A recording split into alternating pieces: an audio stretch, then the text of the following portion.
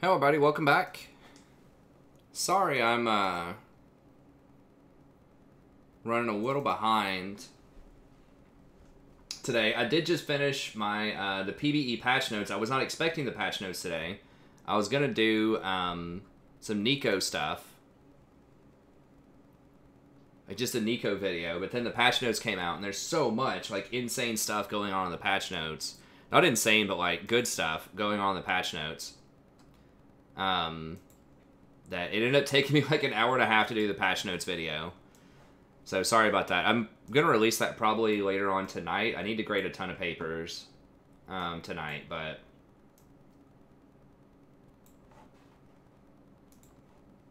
Okay, that's fine.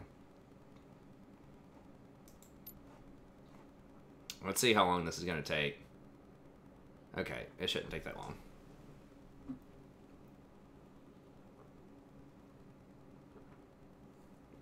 No, I don't think she's going to be broken.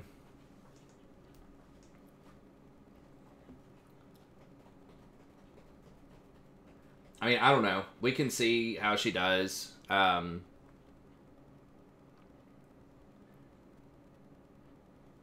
She'll probably be mid lane. I mean, she has really good wave clear.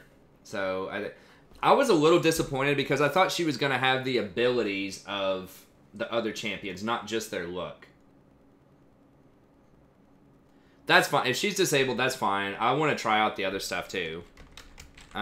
Based on the numbers I've seen, it doesn't look, like, ridiculous. But she could be strong. I mean, we'll see. I mean, I don't know the numbers. Like Tu said, you know, if she has a 1.0 AP ratio on her Q, then yeah, she's broken. Now, the thing is, it can blow up, like, 3 times. That's the issue, is if you can hold people still... Like, it blows up 3 times whenever it hits enemy champions. So that looks like that did a ton of damage. And her ult looked like it did a ton of damage, too. So,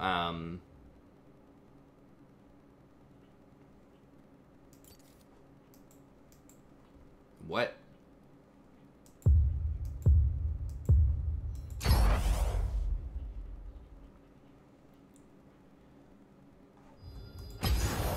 No, like, nothing is available?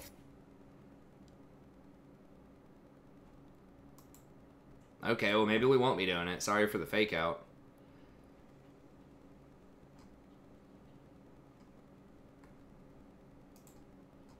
There's actually, like, no game modes available?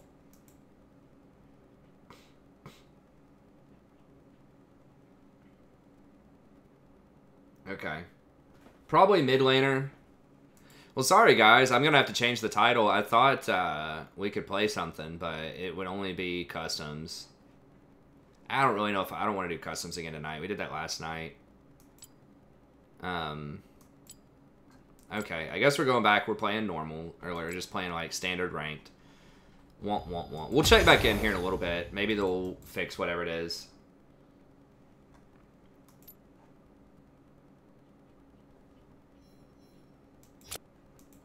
We'll check back in a little bit. We already had the viewers' night last night, though, so I do want to, like... I don't want to play jungle. Really don't want to play jungle. I mean, I could try something else. Like maybe mid or 80 carry or something, but...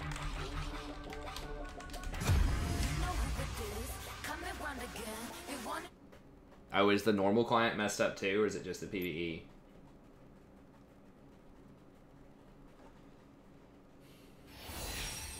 I was very surprised with a lot of these. So be sure to watch my PvE video. I actually brought back the Google Doc because there's so much, like... Because I hadn't been doing that on PvE, but there's so many changes. Like the TLDR of this, just for people watching really quickly. I think that Lissandra might actually be a decent support now. Hey, what's up, Lev? I think Lissandra might be a decent support. Because they lowered the mana cost on Q. She still has really good push. She can do like an Aftershock Bone Plating Revitalize build. Potentially with either Font of Life, so that she could go Ardent Censer, or you could go Demolish and take towers faster. Good flexibility. She'd be pretty good with Zeke's or Zanya's, or if you go Font of Life, Ardent Censer. So I talk about that a lot in the video. It's pretty good. Aatrox nerf is a joke. Like, that's the one thing on this patch is they really needed to nerf, like, the top 6 champs or so, especially the top laners. You know, the Aatrox, Irelia, Urgot, Akali, all that stuff needs to be nerfed, but hopefully they'll do that in a little bit. Gensu's nerf, really excited about that. A little bit less power on Kai'Sa and Yi. Collateral damage to Varus and Kog'Maw. They brought back the potential for funnel comp, which I hadn't heard about at all, but they, like, removed that debuff if you take the jungle item now. So we could potentially see things like Xayah Rakan middle again, or Karthus something middle. There's a lot of options there. Now, they did nerf some of the major abusers, like Master Yi and Kai'Sa, who they did with the funnel comp, with the Rageblade nerf, but I don't know. That's a dangerous game they're playing. I don't know why they took that off, but that could make for some interesting stuff. Nah, you don't need Glacial Augment on Malzahar. Like, Glacial Augment is for people who have really important skill shots that don't have another good rune, and they want to make sure they hit that skill shot. Turret plating, I think, is going to be pretty cool. I'll go ahead and get us in here.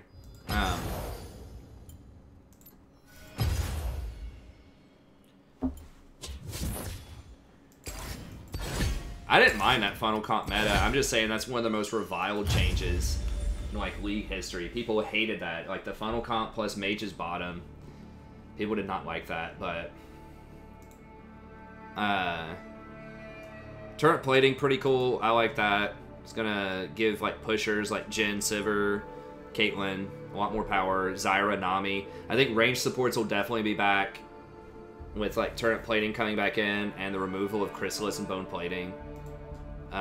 I'm not saying that, like, tanks will completely run out of the meta, but I think that things like Zyra, Sona, stuff like that are going to be a lot stronger. Rune Shards is also going to favor ranged champions because the first row of the Rune Shards is terrible for tanks. You have to pick either attack speed, AD, or scaling CDR, and that's bad on almost every tank. They just don't scale very well with that. Versus ranged champs can get 20 AP plus 5 armor. So that's going to heavily favor, in the early game, some of these ranged champs again. Dark Harvest is really weird why they changed that. The, like, early game, like, burst champions, particularly like Zyra, I think could be really good with that. Misfortune could be pretty good with it. It's going to do a shocking amount of damage early on, but it's going to scale a lot worse late game. Then that indirectly will nerf a lot of the junglers that use that and could open up tanks to get picked again, because they've nerfed Electrocute and they nerfed, and now they've nerfed Dark Harvest. So you might see something like a Sejuani creep back in. You might see something like a Gragas become a bit more popular. So a lot less of these kind of, like, assassin type of champs, you know, because it's going to hurt like Shaco, Kassadin, or not Kassadin, Kha'Zix, Rengar, even Graves, Lee Sin. All of these are going to be hurt by this Dark Harvest nerf. So we'll see how that goes. It's going to be like, you'll never get it in the jungle, I don't think. But early game laning, some champs, especially, they can trigger it, like, off of their spells, like Zyra's plants. Could be very good. And then Shield Bash, another thing that's, like, really interesting. I don't think it's going to be super overpowered, but it could be with things like Fleet Footwork plus Overheal. Every time you get a shield off of that, you'd get the bonus. So that's really good on, like, Jhin and Caitlyn. And, of course, things like Sona and Rakan can trigger that if your AD carry takes it. So some lane like Sona plus Caitlyn with Fleet Footwork Overheal could be pretty disgusting. Push lane. Bone Plating Chrysalis, great nerfs. That helps out ranged champions a lot. Bounty Gold, really good. Helps you get back into the game, especially if your AD carry can't CS. I haven't seen LS's patch notes, but I really like this patch too. I think a lot of times he's a bit too harsh on stuff like that, but Morgana.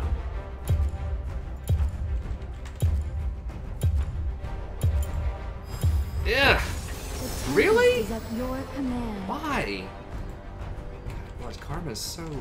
Karma's like dumpster fire right now, especially top lane. Wait, Poppy Jungle? What? I queued up for ranked, right?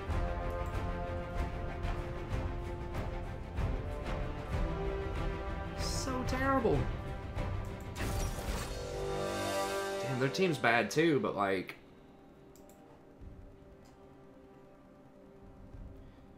Dude does Poppy a lot. Tim the Creator is pretty good. This guy never plays LeBlanc.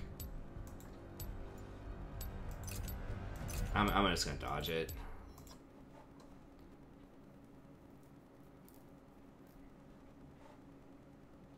Well, we can't see the list action because the patch is not,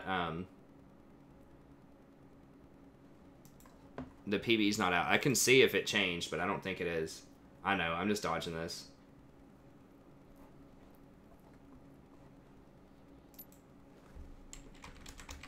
Yeah, it's preseason ranked, but I don't want to waste 30 minutes.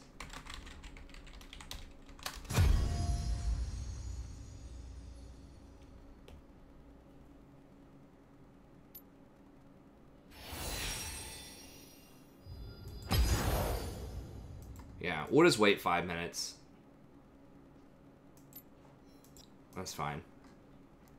And we'll get back in there. Yeah, I really don't want to do Kench into, like, I mean, Kench would have been okay, but...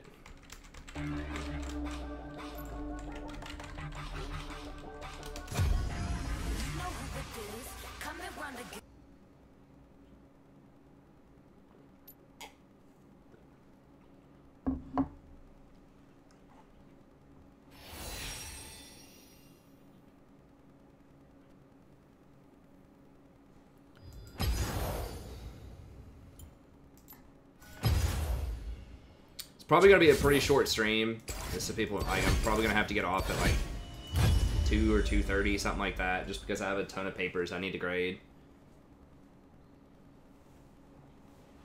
And I really want to like get those back to students before they go on Thanksgiving break.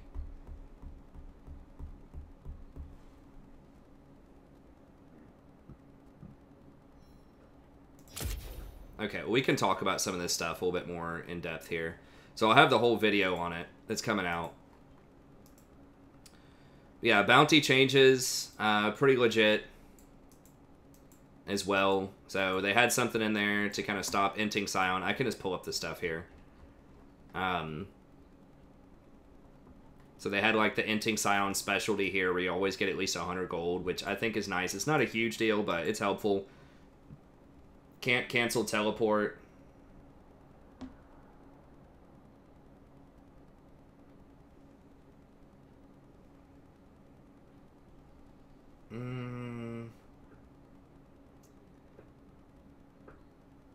Glacial Augment for Malzahar takes away 1 item, so you don't have to get Rylai's. The problem is that doesn't apply on your pets unless you auto-attack. Like, you have to auto-attack to get the slow on stuff, and a lot of times you're not going to have enough time to get an auto-attack in, or it's going to be a lot more situational, because you're not going to be getting any slow items, really. Like, you shouldn't be spending your gold on things like GLP and Twin Shadows. I mean, it's, yeah, it can let you, like, run people down, maybe, but... I don't know. I'd probably rather just have Airy, or, you know, if you really want to, like, run people down, maybe Predator or something like that, because, you know, your itemization is pretty set. Hey, what's up, Stefan? How did I like W max on Kench? Well, usually I max it, but, like, after 3 points of Tongue Lash in lane, it was okay. It's pretty dangerous, because if they engage on you after you, like, while that's on cooldown, it's rough. We got like 2 minutes left. Yeah, the Leona skins look pretty good. Can't cancel teleport anymore. I love it. It's so troll when people cancel it on you. Like, they can just, like, across the map on, like, basically a 3-minute cooldown. Oh, like, I don't know what you're saying. Isn't that the point? What's the point? To slow them, but... like, you have to land autos. You know, a lot of times, like, your rotation, if you're trying to ult somebody, you have to cast, you know, like, at least EWR, and all of those have cast animations, and sometimes they flash out before you can even get the R on them.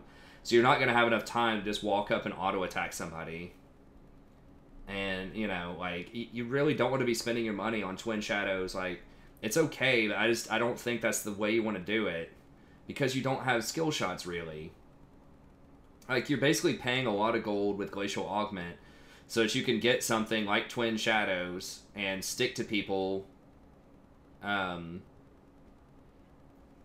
so that you can land your skill shots. Like, a big one is Ari, obviously, so she can, like, 100% land her charm. And she doesn't have a good other rune. And then also someone like maybe Vagar or something.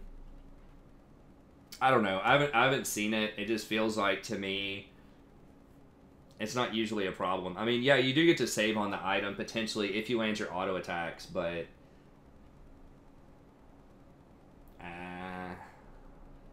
I don't know. I mean, I'd have to try it out. But yeah, not being able to cancel teleport is awesome. Adds a lot more risk. Teleport's already so strong. That's a good move. Bounty modification's good move. More money for shutting people down. Kleptomancy, interesting. Obviously good on Ezreal, but on champions that used to take this a lot, like Alawi or Fiora, these could become better. Even like if they eventually nerf Aatrox, Irelia, and Urgot, like, for real, then those champions could potentially come back, and this could be pretty good on them. Sona is another interesting case where people have always tried to do this on Sona, but you give up so much of your late game by not having Aerie. And historically, things like, Celerity and Scorch have just been so good that you have to go down the sorcery tree. But with double proc on Klepto, that gives you a lot of potions early. More mana, more health, more warding. You can get the little blue trinket ward, or you can get a green ward, which is really strong early on before you complete your item. So that could potentially be very good. You get enough power in the early game that it doesn't matter that you scale worse in the late game. So Klepto on Sona would be very interesting. You could still take Mana Flow and Absolute Focus too, which would be really strong. Hey, thanks, Speed Death. Oh, there's a cooldown on it, I think. 6 procs of Klepto. I thought there was like an internal cooldown on Klepto of like 5 seconds or something. Oh, let me see.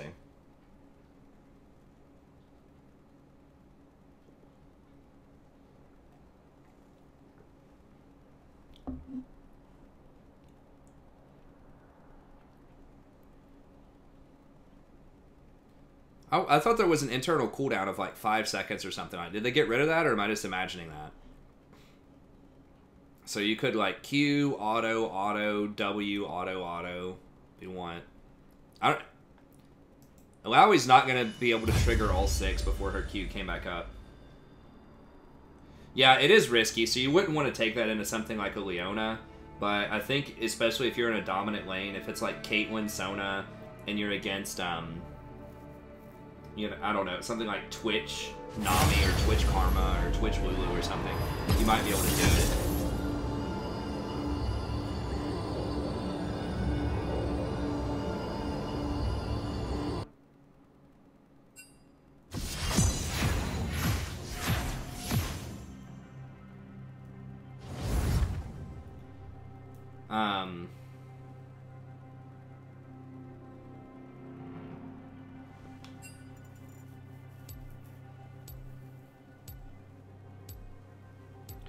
But yeah, I think that's interesting. It is risky, as Alex pointed out there, but I think the reward is definitely a lot more intriguing now than it was, in respect to the risk. I love removing Bone Plating and Chrysalis. These two in combination are so toxic. Just basically means, like, all-in champs just never get punished.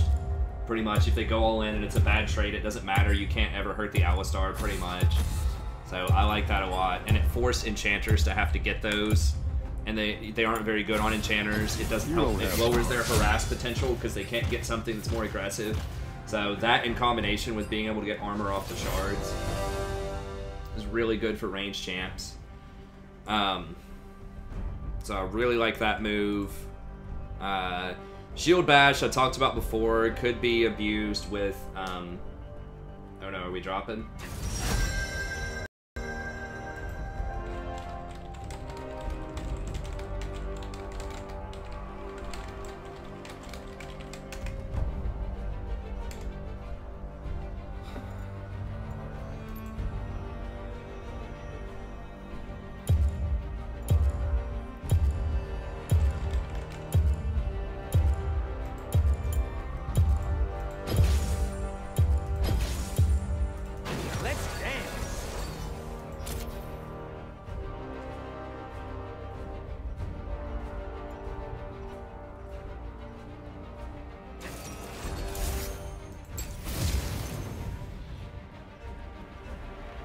Okay, so sorry if that, if it dropped.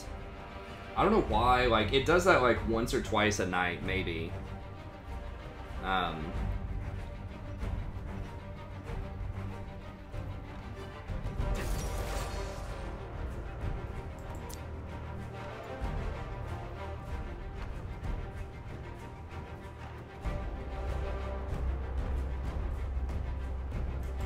Yeah, I mean, Dark Harvest might be good on GP.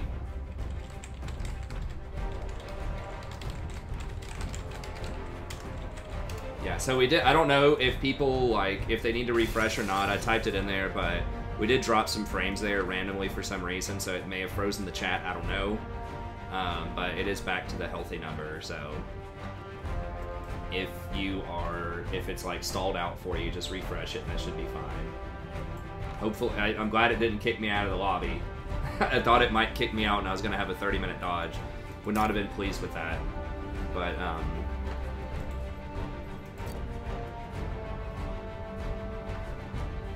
on. Come on, pick something, dude. Come on, man. Oh,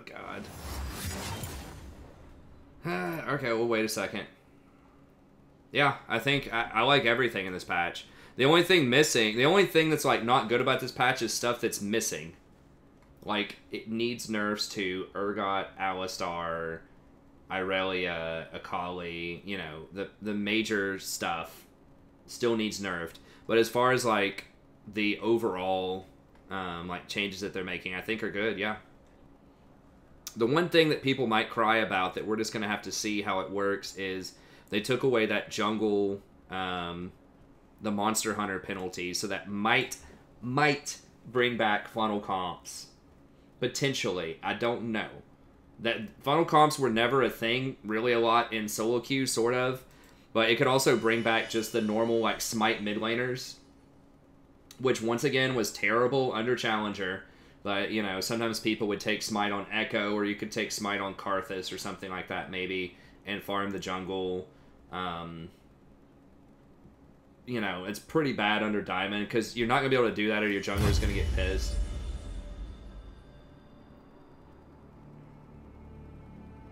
But yeah, overall, I think it's great. I mean, I think League has been going...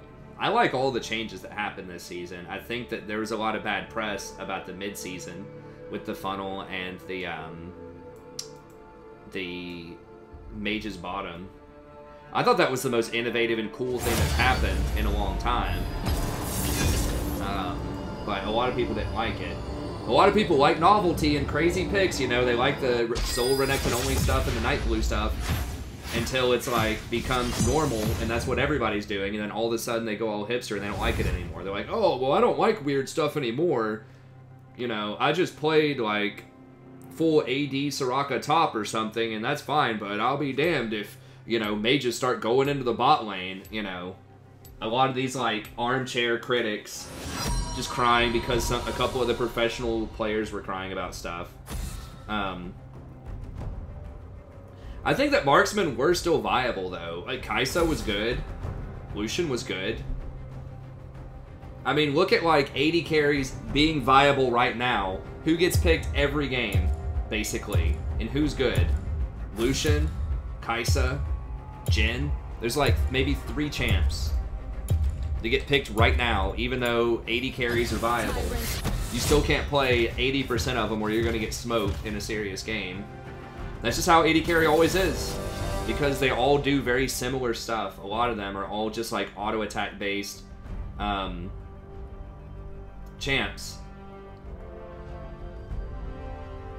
I don't know if it was that bad, Travis, but I would say right now, I would say that Kaisa, Lucian probably account for over 50% of the pick rate. Probably more.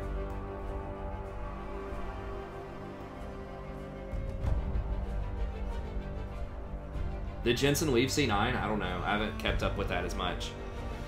Not Vayne! Not Vayne, please. Just anything. Just not. Callista.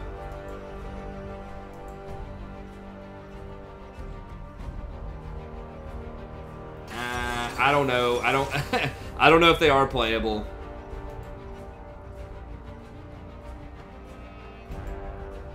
Liquid Jensen. Okay, well, I'd have to look and see. I don't know. Either way, okay, I would much rather have Twitch. I really don't think they were over that fast. I don't know. It's whatever. Look, I know a lot of people didn't like that meta, so I don't think they're going to go back to that. Wait, what's going on?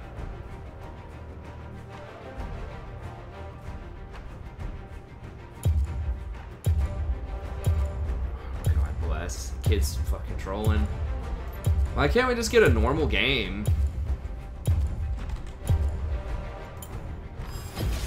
Let's dance. This kid just throwing up a smile trolling.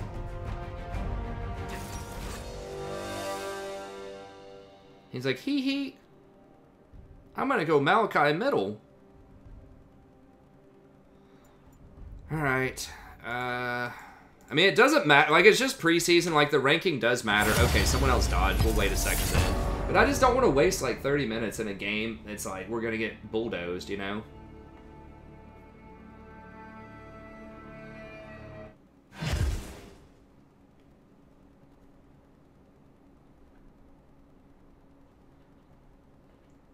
I think Zaya was still pretty good back then. I mean, I don't know.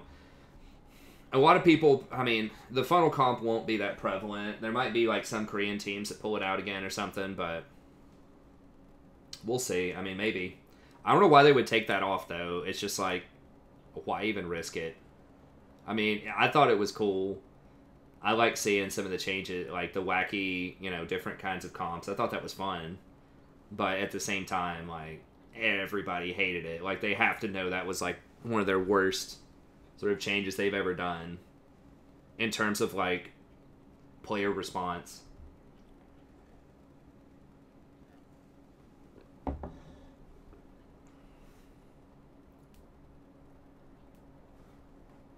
School Chromebooks. My wife got me one of those little, like, books or something at some point. I don't remember what it was. I used it, like, maybe a handful of times. Those little, like non-laptop laptops are just bad.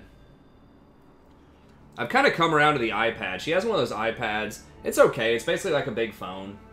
It has a larger screen. It has a keypad. Like a little keyboard. A little flip-out keyboard. You can get a Bluetooth keyboard, which is pretty cool, but...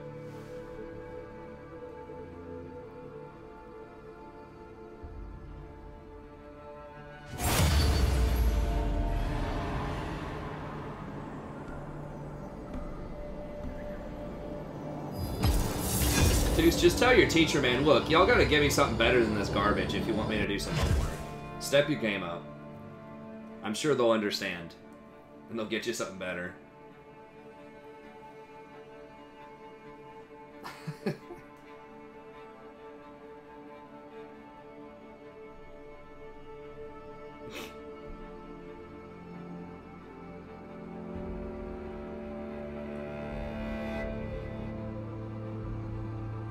I updated my PvE, is probably why.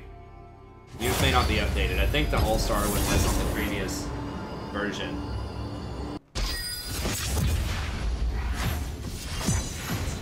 Step your game up. Gotta hit him with a little sass, man. High school teachers, I'm sure, just love the sass, dude. Keeps it spicy, you know? Who wants to have a normal day where all your kids are just, like, being respectful and doing their work? You gotta hit him with that spice, man. You gotta give him to something to talk about in the teacher's lounge, you know? You gotta give him some stories, make him feel a little alive, you know?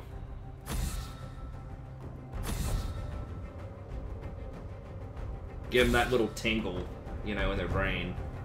Like the stress building up.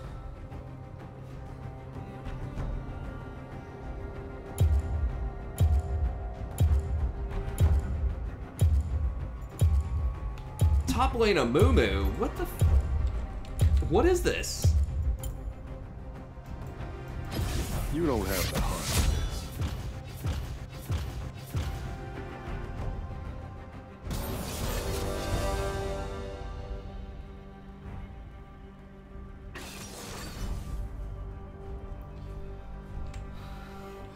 It hasn't been this bad the last few days, and then everyone's just going into like freaking Phylol mode or Solar Renekton or just whatever. I mean, those videos are cool. I watch them, like they're good entertainment, but just like it ruins people's games. I mean, maybe if they pick enough stupid stuff too over there, we can make that work.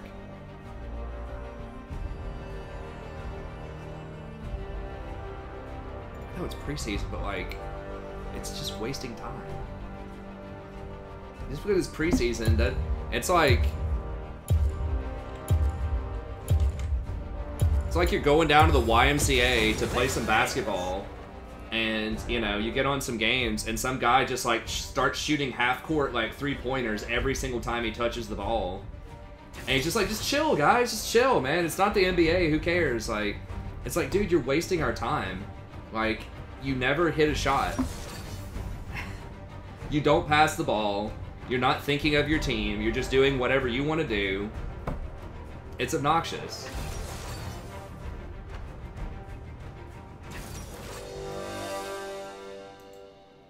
Your team might win because everyone else might get the rebound off of your air balls and like score the basket, but it still was like, you know, probably ruining the experience of a lot of other people, even though it's a for fun game, you know? Because people would like for it to be competitive and interesting, you know? I guess we'll do it. We have Kassadin who could maybe carry. I mean, Amumu can press R even if he feeds hard, I guess.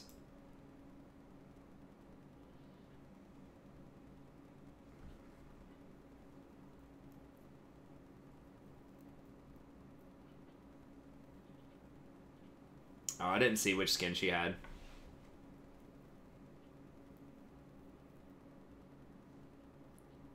Huh.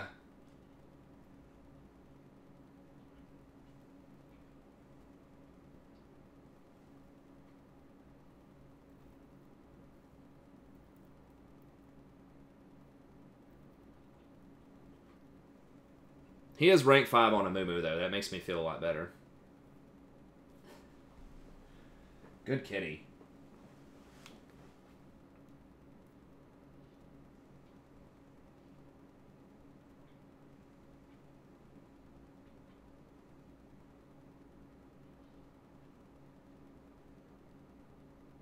New champ Nico.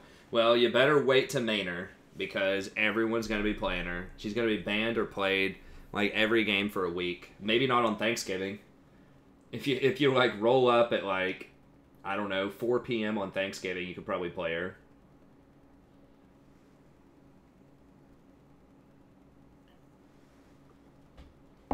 Maybe. Yeah, she looks pretty cool.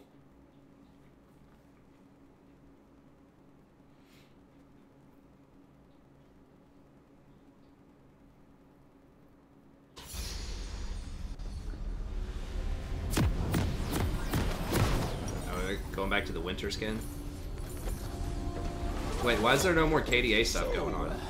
This mission, Are you pretending? Does that only happen if someone on your team has a KDA skin or someone in the game has a KDA skin? It feels like it happens every game, but maybe that's because every game there's a Kaisa with a KDA skin. It don't take a lot of words to tell the truth. 30 seconds until minions spawn.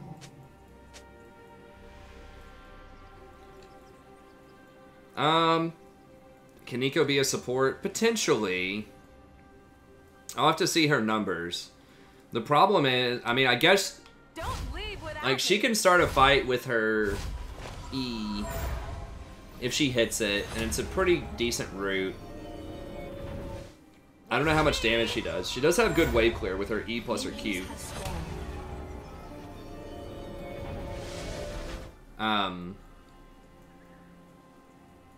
Her ult is good, you know, being able to run in invisible and then ult and maybe get some kills. I'm gonna have to see her baseline numbers, but yeah, she probably could. I think one of the, If the plan works. We'll still be alive. one of the best uses of her, I think, is her wave clear. Her Q wave clear looks broken. It can, like, blow up to 3 times, depending on, hopefully they're not in this bush. It can blow up to 3 times if it hits a champion or if it kills a minion. So, I think E plus Q is going to be some pretty insane wave clear. Because that E doesn't have diminishing returns when it hits other minions, I don't think. So I think she'll probably be best as a mid lane, like, push and roam type of champ. But she probably could be bottom.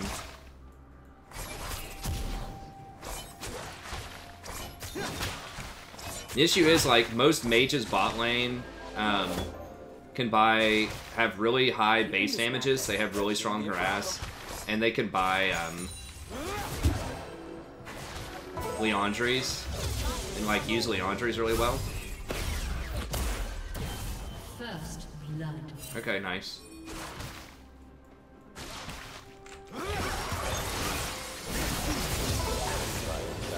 Bossy saw my pay.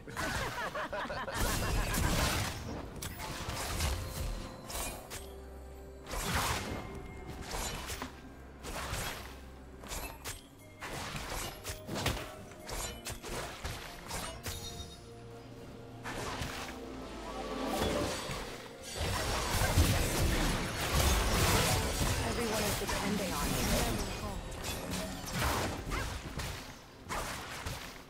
Yeah, she does look pretty cool. I'm gonna have to see the cooldown on her ult too. If that's like a 120-second cooldown, that thing looked like it did a lot of damage.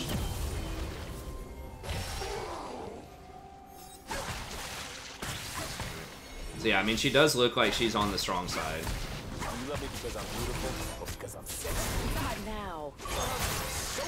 But, you know, a lot of it's going to come down to stats. I mean, there are a lot of cool champions out there who just don't have the stats. So let's see what those numbers are. But the Q did look like it did a lot of damage.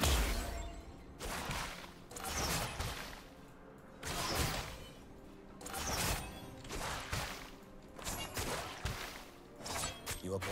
I'm fine. You're pushing yourself. It has to be done.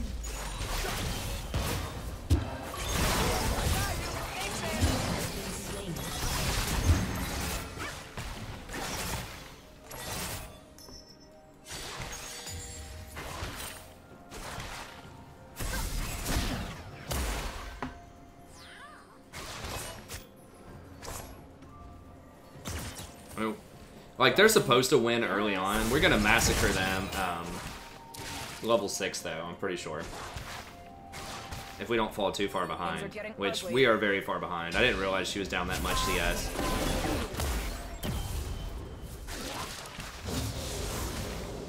So that's not good, but... How many fights you gotta win? All of them!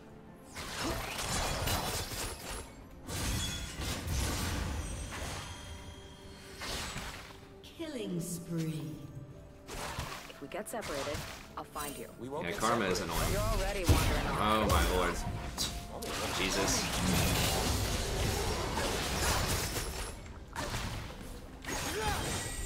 Oh my gosh. Get my back. I mean, he's killing everything on the map. He's got like 4 kills. So it's not like he's not doing anything, but... Just keep moving. Never fall. We gotta go. Ally has been slain. Crap.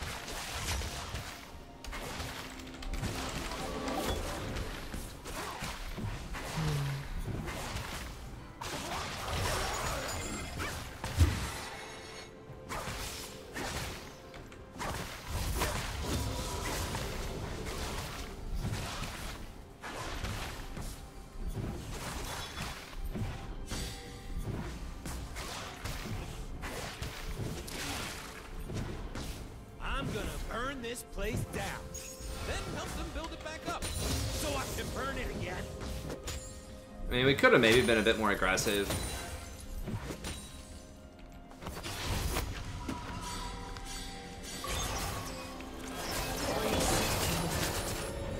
She's pushing it up, which is pretty bad. Okay, Cog's gonna stop that though, which is good. They will remember my name. Give me one more potion.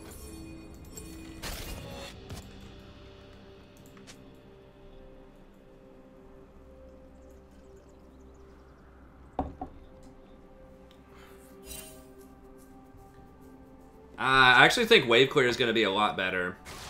Our magic is a fury. Because you're going to be able to pressure towers a lot more. I think roaming is going to be a lot riskier. Because you get so much gold off of killing those tower plates. So I think champions like Anivia will actually be a lot stronger. I want to feel everything. That's the only way to live.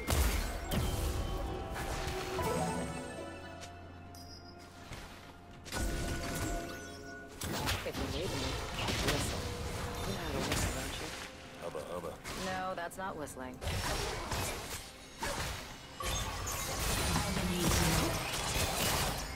Like, if I knew and trusted the Zaya, we maybe could have all ended him, like, at level 2 or something, but I just don't know.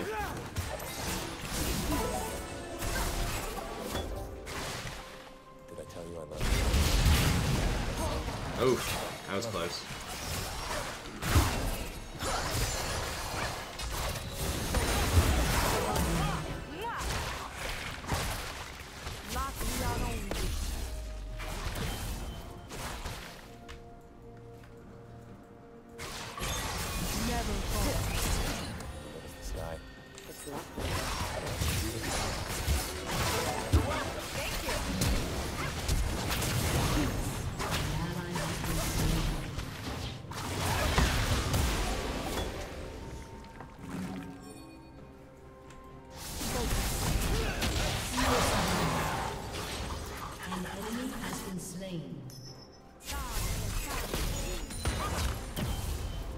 Should I be running? Yeah, I should probably be running.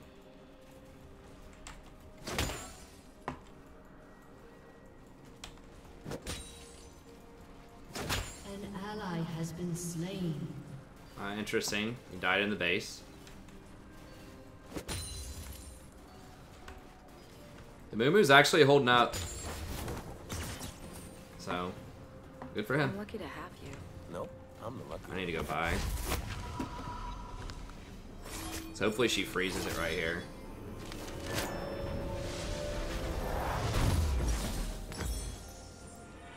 I'm gonna get one fairy charm. Just to help out with mana a little bit. I feel like my allies aren't recognizing how amazing my cloak is. I mean, seriously. Ooh. Just a bad game.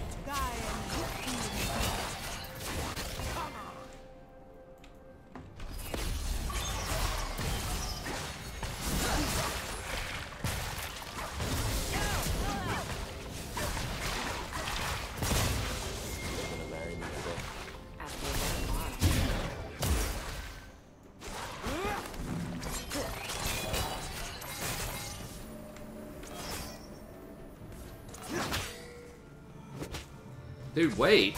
Like, I'm clearing a ward, man.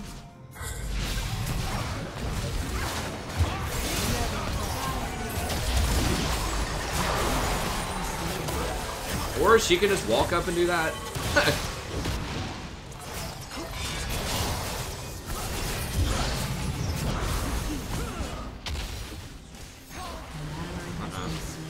That's a fun place.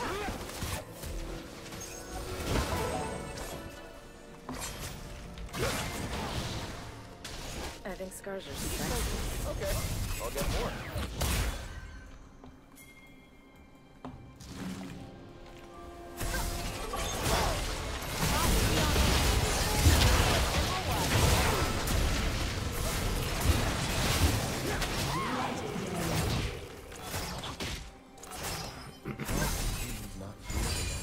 They're too busy building things.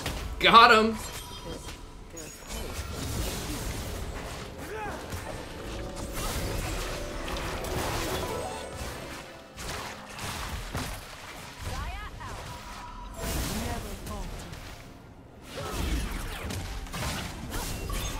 Oh, is she mad? You okay? Better now. Who's the most difficult AD carry to master? Probably Draven.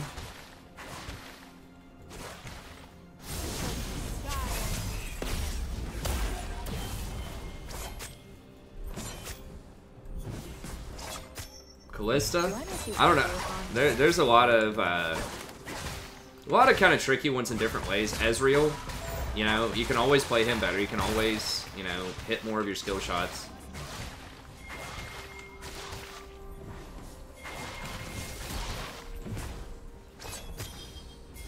Never.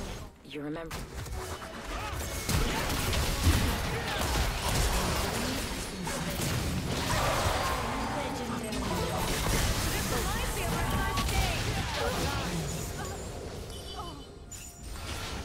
Nice. An enemy has been slain.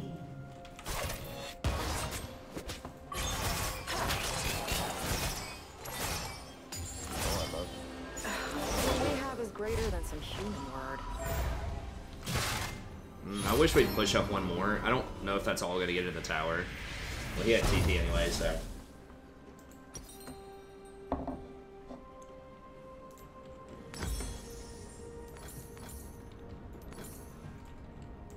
What the hell were you thinking? Back there? Yes. Ah! I never think. Flex my like toothpick arms.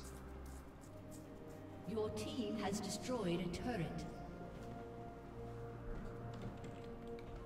Yeah, Callista is pretty tricky. Shut down.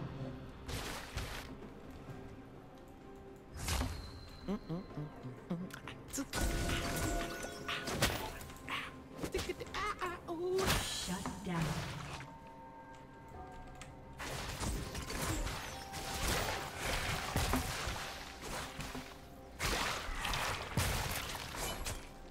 I don't see him.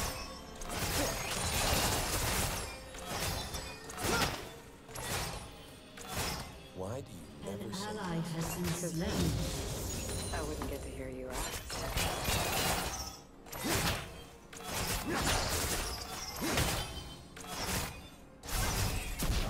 They might be on Dragon. We need to wait on Lee though.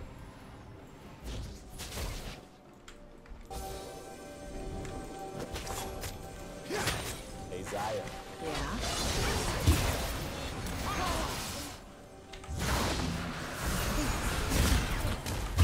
That helped? Appreciate it. Lots of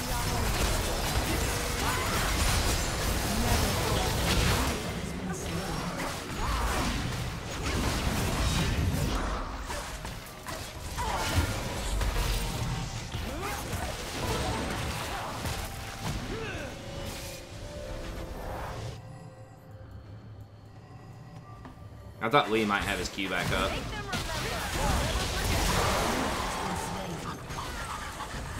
What's after this? another road.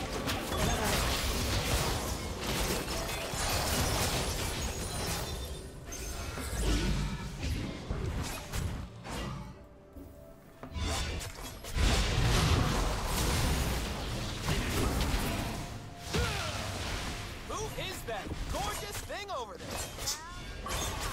It's always the time.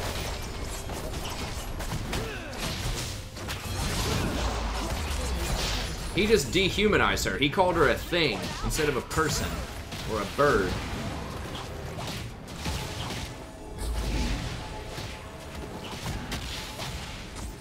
I need to see if people can see how awesome I am.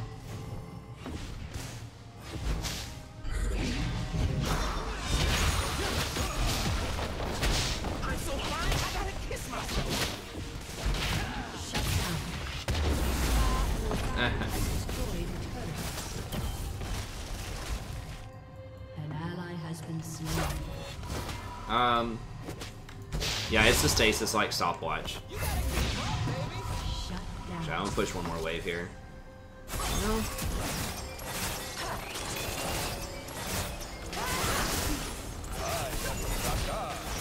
What's with the accent? Trying something new. You like it? No. No, I do not.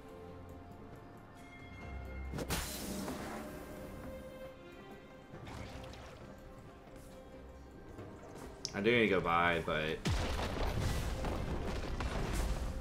Killing spree. I want this experience in gold. Ain't nothing I say should be taken seriously. That's why it's the truth.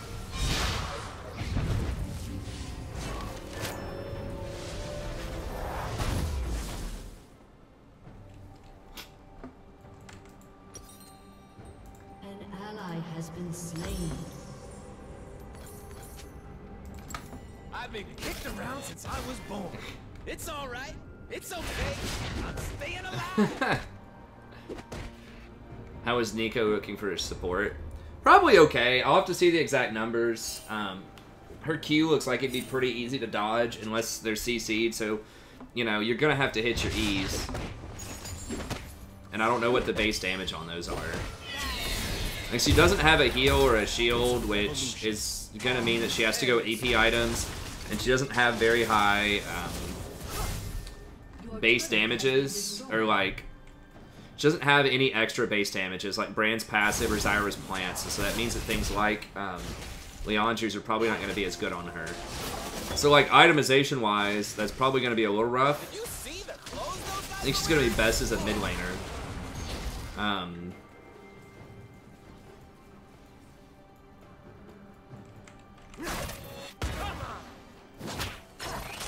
Just because the itemization might be a little rough. I mean, what is she going to get? I don't know what her mana costs are either.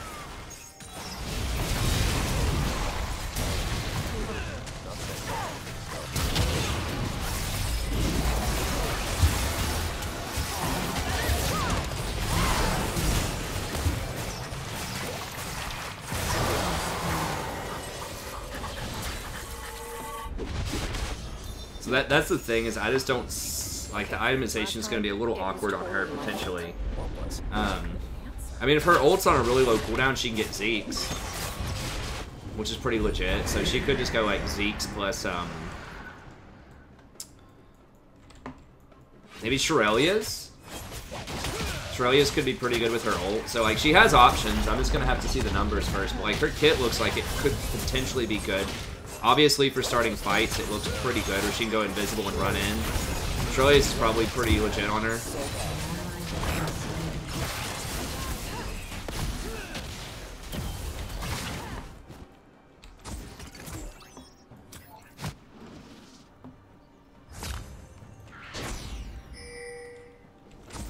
I think Zaya told me to improvise. At least, that's the only part of the plan I remember.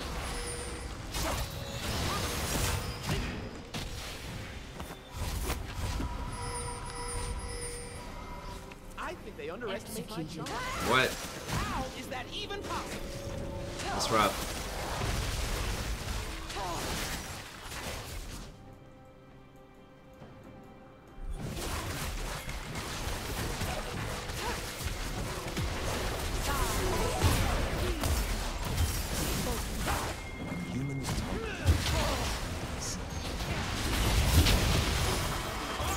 Shit.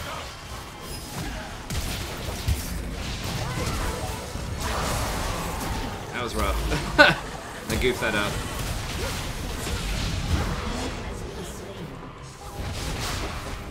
I done goofed it. I'm goofaroonie. God. Think or no? No, we got a problem? You won't do it, bud. Don't act like you would. Dude, I gotta put on the thick southern accent, man. I need a gimmick for the stream. Can't just have, like, good conversations and, you know, smart gameplay. Sort of. Might make a lot of mistakes, I'm sure, but you can't just be real. You gotta find an angle, you know. I think I could be like the real southern dude, you know. We gotta get out of here. It's gonna be bad. Always.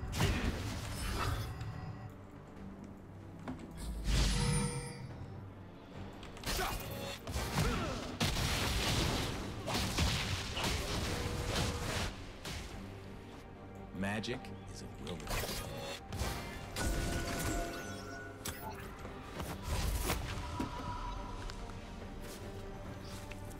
No, it's not the PvE. I need to change the title. I was gonna do the PvE when I made the stream, but then Dominating. then that's not what happened. like you said, it's been having a lot of problems. So, I guess I hate getting rid of my control ward, but we still have the control ward on Baron, so.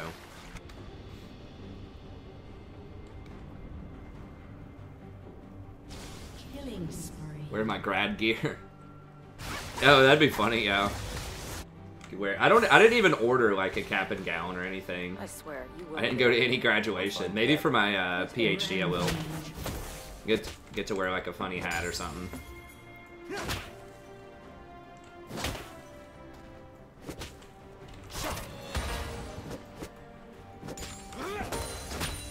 ally has been slain. I dig seeing stuff.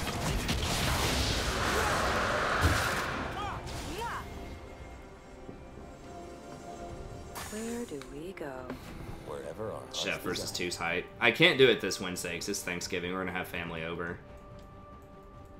But after Thanksgiving, we think about it.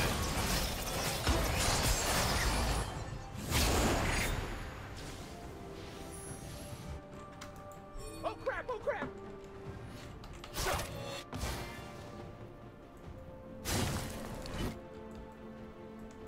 Magic is supposed to love is supposed to hurt. Ecstasy needs a little fear.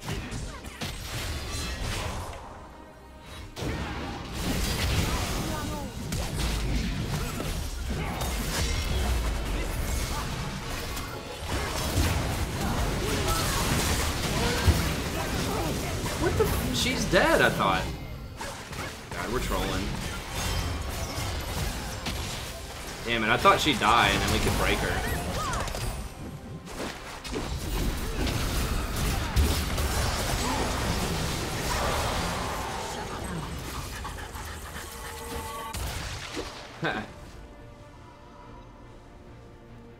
They're like, oh my god, there's 24,000 people in attendance. This PhD graduation. That'd be pretty funny. I look good. I feel good. Let's kick some ass.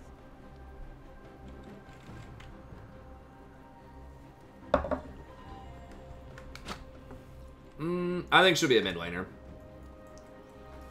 I mean, she might have good wave clear, like jungle clear with her Q. It's just like her gap close is pretty weak. I don't think you're invisible and fast for very long. I don't think it's like Pikes from what I've seen.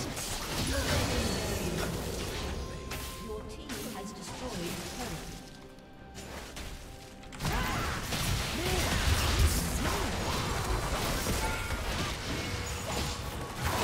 That was kind of a waste. Kind of a waste.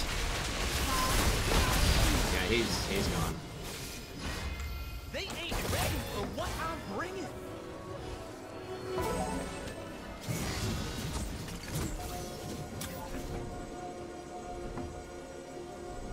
Yeah, we're starting to throw a little bit here. Our kind will see the truth soon enough.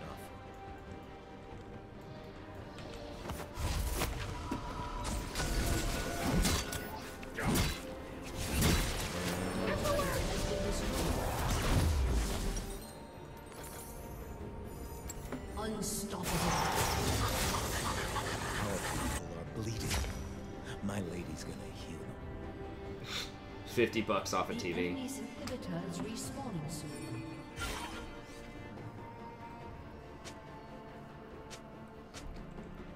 Are TVs even that like crazy anymore? I think you can get like a 60-inch for like $300 or something.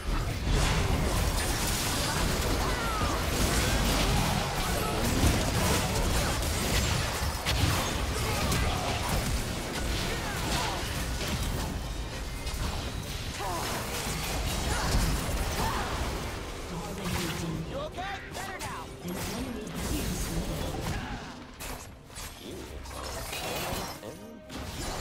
Huh. Yes. Yeah, they are starting like.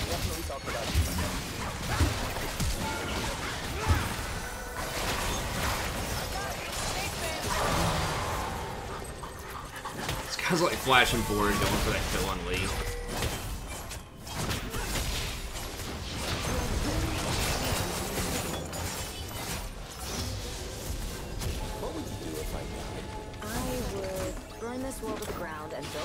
from the ashes. Relatively long.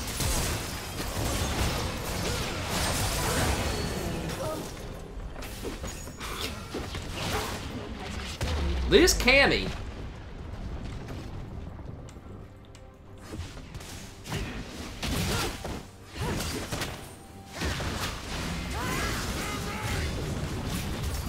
Moo. Hello. Hey, bud.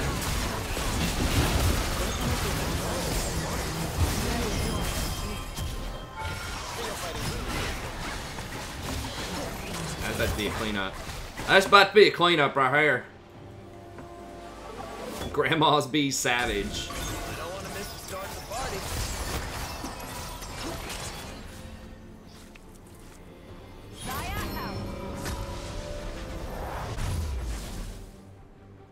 Dude, you keep dying. I mean, I guess he's only died 3 times, but like, I'm trying to end, but y'all keep doing ridiculous stuff. Never say yes. Because then, I wouldn't get to hear An you. ally has been slain.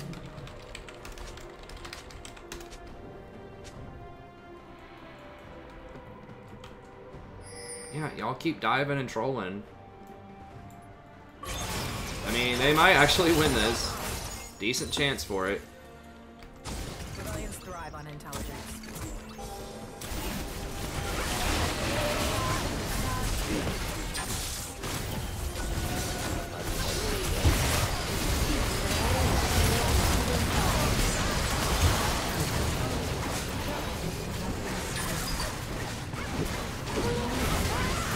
Yeah, Lee's gonna get it. I saw the Camille was really low, so I was like, okay, if I go in and just ignite her.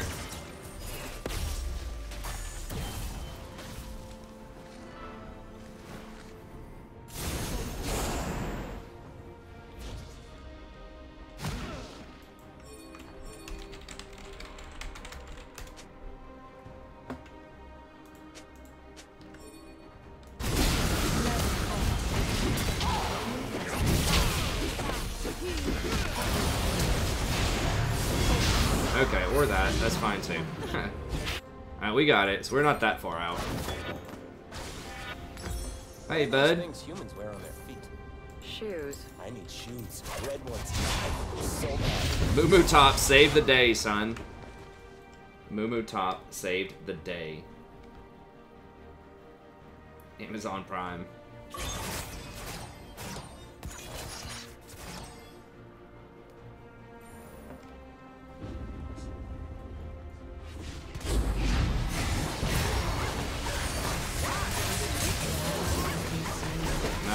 No. Enemy double kill. Zaya's over there doing dragon now. They've got 3 people dead.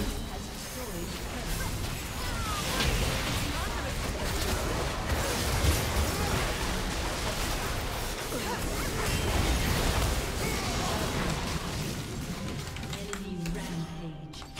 Never fall. I shouldn't even gone back into that. Man, this is getting so stupid. Amumu's like running up and like trying to take the tower by himself with Cassidon. I guess that's an oxymoron, but they're like split up.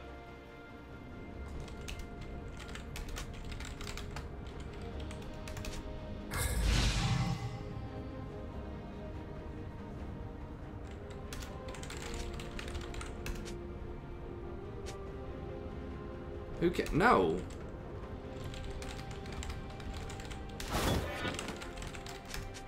Is my cloak right? Don't even say he's out of position. Like, how far out of position? Is he, like, on the other side of the map doing dragon out of position like our Zaya? No. He's, like, probably half a screen length away from help.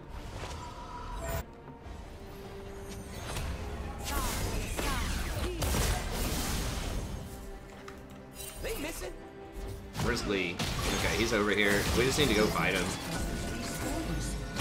And just go get that. Yeah, whatever. If they want to play around over there, that's Do I fine. make you happy, Rakan?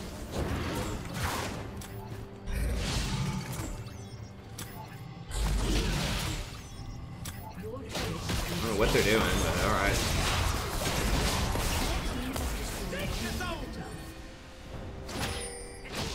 An enemy is unstoppable.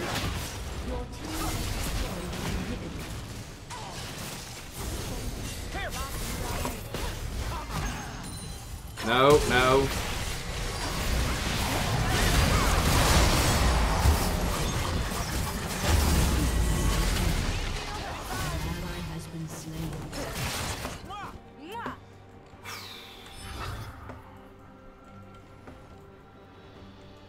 It was a 4v5. We should never have fought that.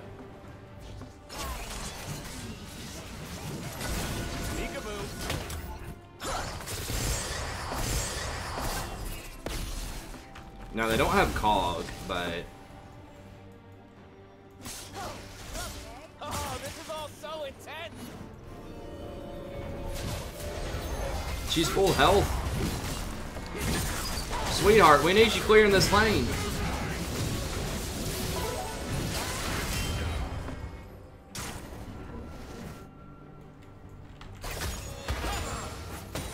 It's magic that's wild. I'm just here for the party.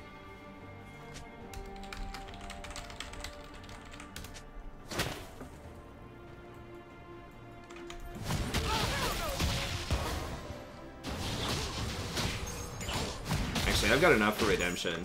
No, no, no, please don't die. I will walk in. But she's isolated.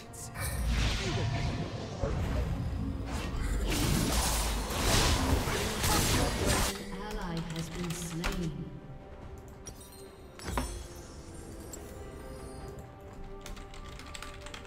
Oh my god, dude, this is straight up. They ain't seen moves like mine.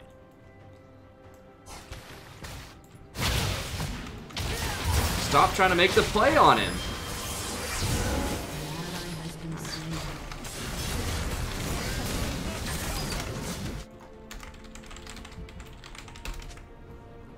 Darling, Yes.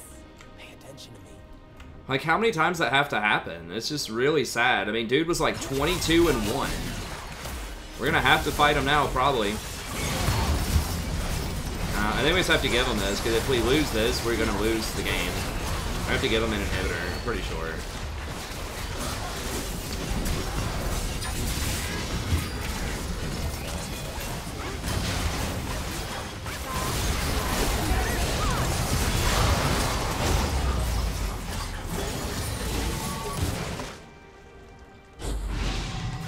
Shut down.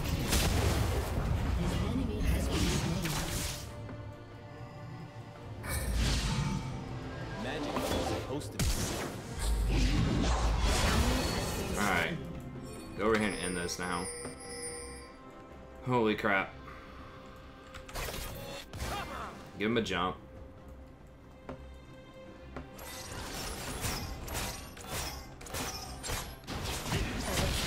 Sexy. Okay, I'll get more. You're welcome.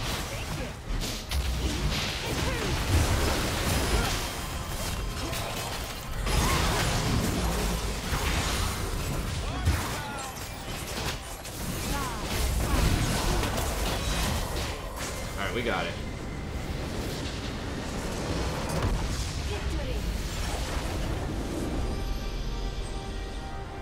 The Miguel. You are the Miguel, sir.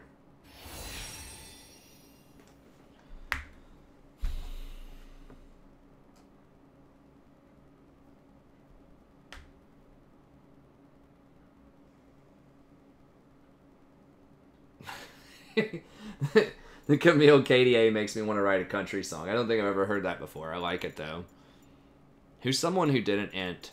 Zaya?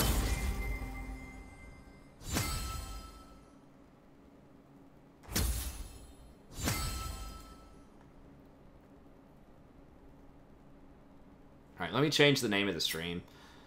I'll look after each game and see if the PBE is functioning or not.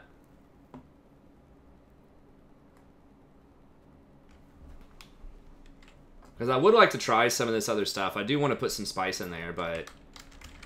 Oh, this time it does say All-Stars instead of the Leona skin. That's weird. Because I know that, Lev, you were saying something about that before.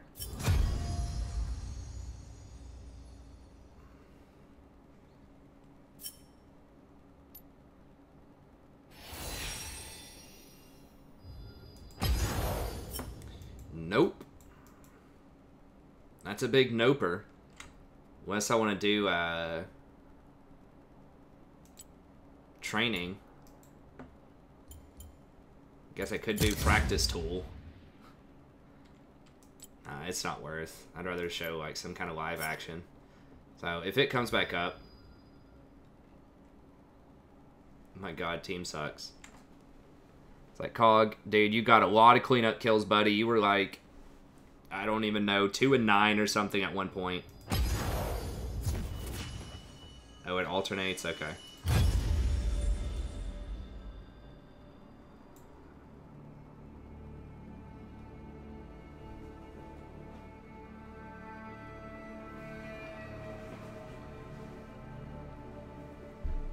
No. I'm not gonna do customs again. Damn it. My bitrate's dropping again. Okay.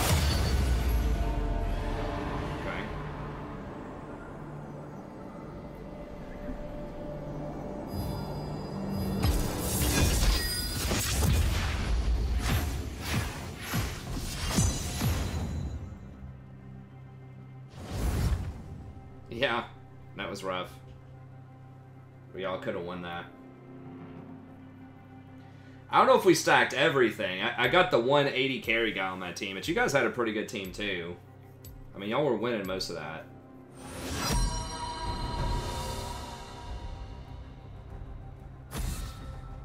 You just beat my team, like... I mean, like, you and Selly had been playing against, like, bronze bot lanes, bronze or silver bot lanes, I don't know. Y'all were smoking some people, so I was like, look. And I had done really well on it. I think I'd done really well on those other, like, I was TF and Urgot or something like that, and I was doing pretty well, but then we kept getting blown away, so I was like, hey, we gotta take care of business here. Fossil Fighter 2 trailer. Oh yeah, I don't remember. I've seen a lot of bad throws. That would have been tragic, that last game, but that was a pretty good game. I think that was the best game of the night in terms of closeness. That one viewer's night.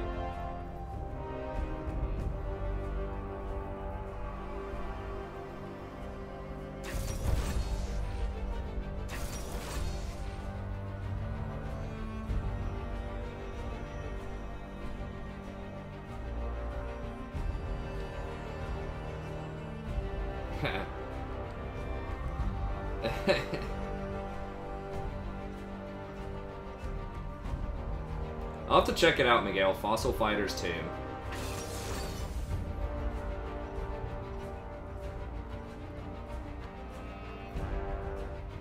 I said, unfortunately, I'm getting the stream's gonna have to be a bit shorter tonight, like I said before, and we'll come back tomorrow.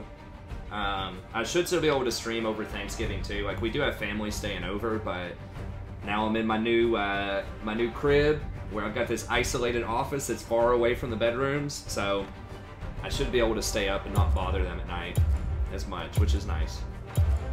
So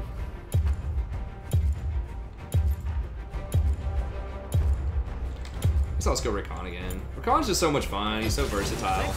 I could go like Nautilus, but like the problem, Master Yi, I'm gonna be so glad when Gensu's gets nerfed because he just forces you to play certain kinds of champs as support. Like, you can't go any enchanters. I mean, I guess you could go Janna, but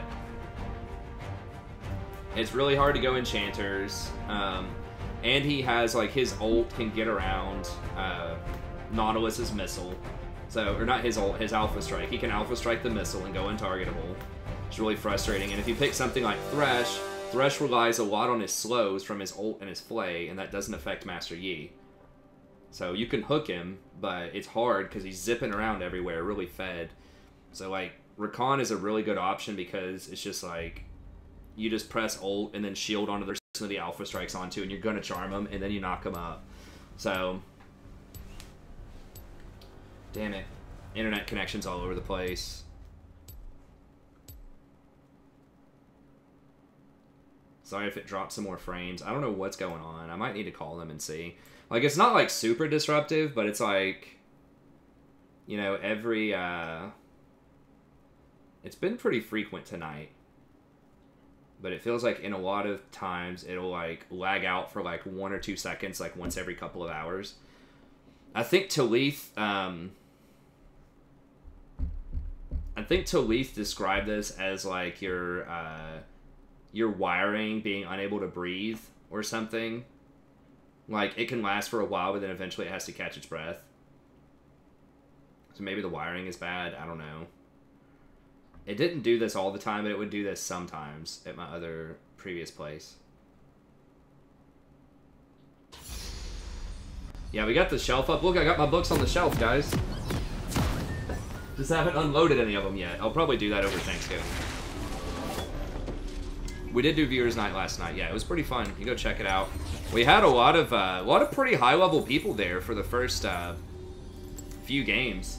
Like we had Toos, who legend has it is probably Diamond. We had Roach and Kleenex, who were both like old-time, you know, friends of the channel that are both basically Diamond players. 30 seconds until minions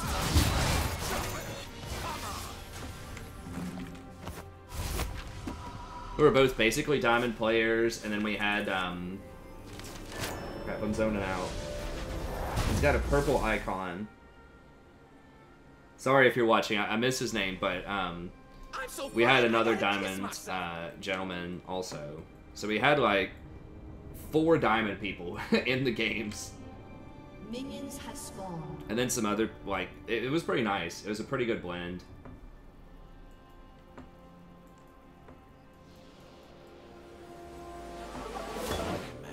Yeah, there were some matchups that were a bit rough. On some of our silver and bronze people, and some of our plat people. I got annihilated by Roach in the mid lane when he was Aatrox. So I just got completely, like, obliterated. I was like, I can't off lane against these people, man. I'm gonna get destroyed. Why did that not trigger? That's so troll. I was trying to give her my Guardian proc.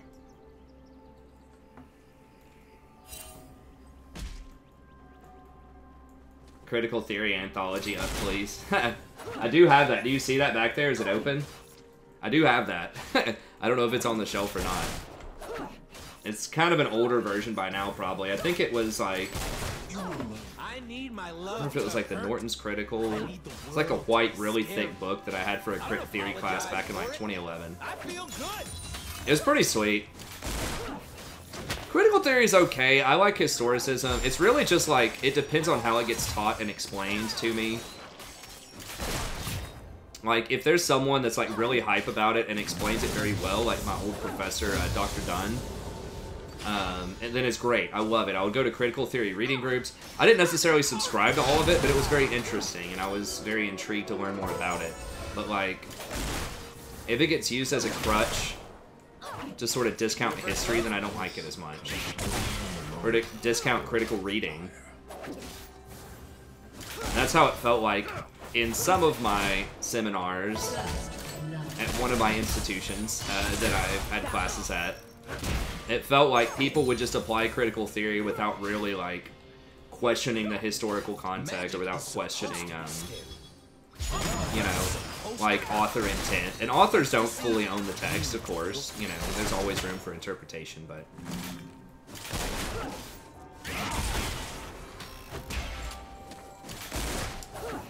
I felt like critical theory is kind of like a cult, you know. It feels very hegemonic right now, and I think that's kind of antithetical to what critical theory was supposed to be all about. It was supposed to open up interpretations and allow us to, like, appreciate literature a lot more and other humanities. But I feel like lately, you know, it's become very hegemonic. People just aren't open to alternatives to, like, the standard kind of, I mean, I guess there are some, but, like, most of at least the old guard I was kind of working with, it's all, like, post-colonial, Marxian, kind of critique of things. And it's like, that's okay sometimes, but I like, you know, I like some alternative views, too. Shit, I gotta probably flash. If he's not gonna flash for it, I'm not gonna flash for it. Okay.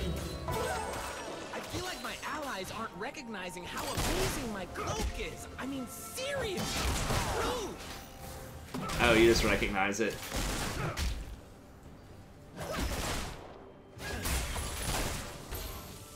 Huh.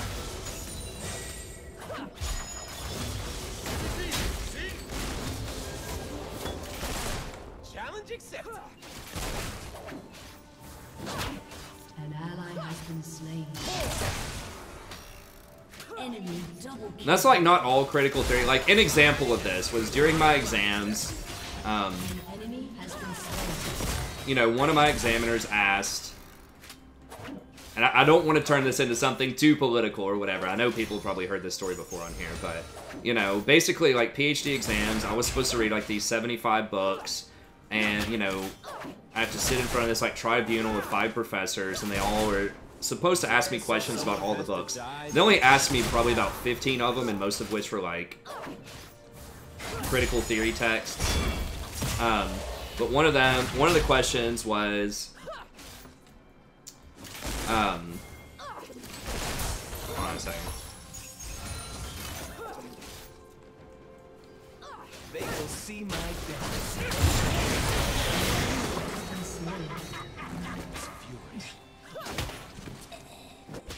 One of them was asking about, so Tennyson was often celebrated a lot more than Elizabeth Barrett Browning, you know, in the 20th or in the 19th century, which is what I specialize in. And, you know, why do you think that is? And my answer basically came down to, I thought Tennyson was a much better technical writer. I cited a lot of stuff from his poem In Memoriam, and just like the kind of praise that he received. I, you know, kind of basically likened it to the Academy Awards versus Elizabeth Barrett Browning was a really good bestseller, so she's kind of like the summer thriller. Like, you know, she was much more, like, a lot more emphasis on plot, like really cool characters and characterization. But like the people at the Academy, the people that award the Poet Laureate, were looking for that technical expertise in that time period. You weren't a little frightened? And, you know, this was like a 5 or 10 minute answer where I, you know, I had all kinds of examples and, you know, all of that stuff. And then, you know, the person who asked me the question said, well, you forgot one thing, though. And I said, well, what is it? And they're like, well, he was a man and she was a woman. And I was like, true, but are you kidding me? Are you saying the only reason widely regarded the best poet of the 19th century got it was because he was a white guy? I'm like, you can read it right now, and he's a way better technical writer than she is. And if you disagree, you're a liar. No, I don't know. But I was just like, I was trying so hard not to, like, roll my eyes and to give that, like, an honest, you know, reception. I'm like, well, okay, I can see that. And, you know, he had connections with some of these other people that were voting. And like, I was trying to entertain it, but inside I was, like, screaming. I was like, yes, there's discrimination and things like that. But, like, come on, man. He's really good. Versus, like, at another institution where I got my master's, which was, for that one, I was supposed to have read 300 books and answer the tribunal of 3 professors for 3 hours. One of the questions they asked was, you know, George Eliot wrote an essay called Silly Women Novelists. What does she mean by that, and how does that fit in?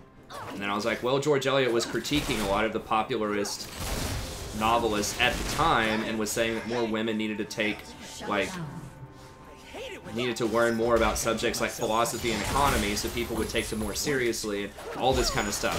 So it was very nuanced.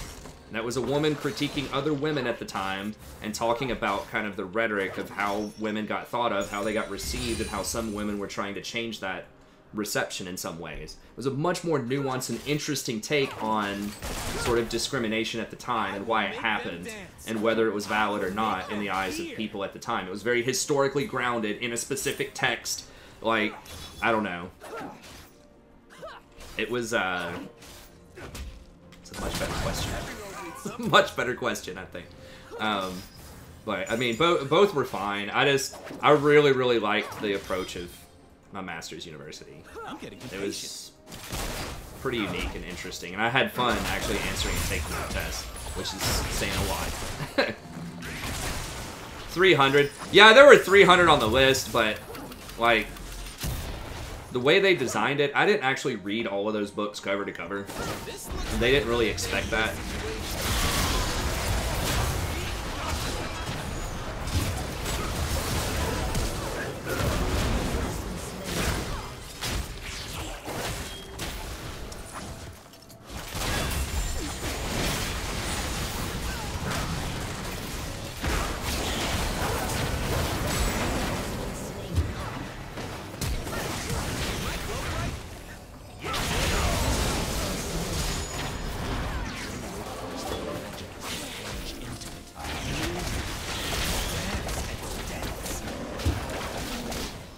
The way that got articulated is you got to create your own narrative. And I liked this system a lot more. So they knew you weren't going to read it cover to cover, but you had to just understand certain time periods. And you got to create your own narrative. So they would ask you questions like, they asked me about that one specific author because I wrote my whole thesis on George Eliot. So that was fair game, obviously. But other times, you know, a lot of questions would be things like, so you're teaching an 18th century... or like an 18th century restoration course.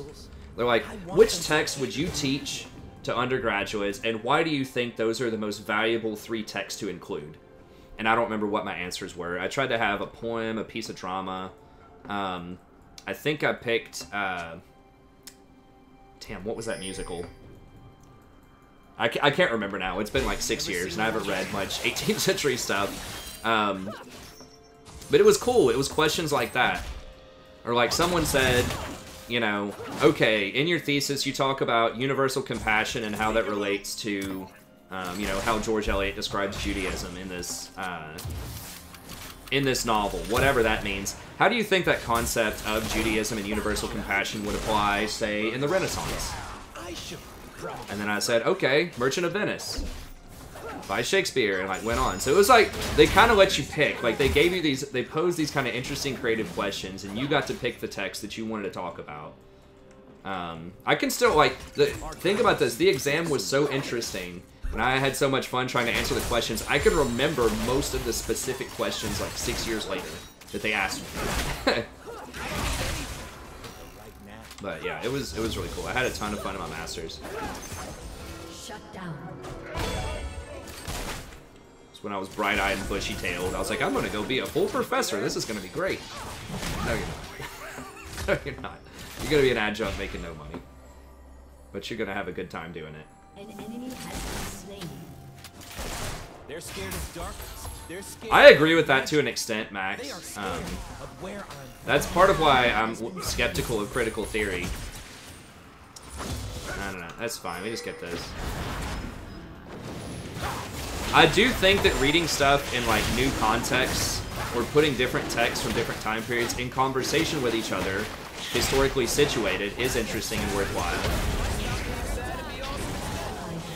But yeah, I think just really taking stuff out of context is rough. Like some of the other questions, like Conrad's Heart of Darkness often gets critiqued as being very colonialist and like racist. I'm like, but it was, and like the reasoning that people have is like, well, they didn't give the you know, the African peoples there, they didn't make them like actual characters. You know, they're just like this kind of background caricatures. I'm like, that's true, but at the time, even giving them any sort of representation at all or critiquing the colonial power structure, like, and giving them any sort of voice, even if it is just like sort of implied and nuanced, like not like deep characterization, was revolutionary for the time. Very few people did that, and it was treated very carefully, and it was a critique of colonialism. It's very obviously a critique of colonialism.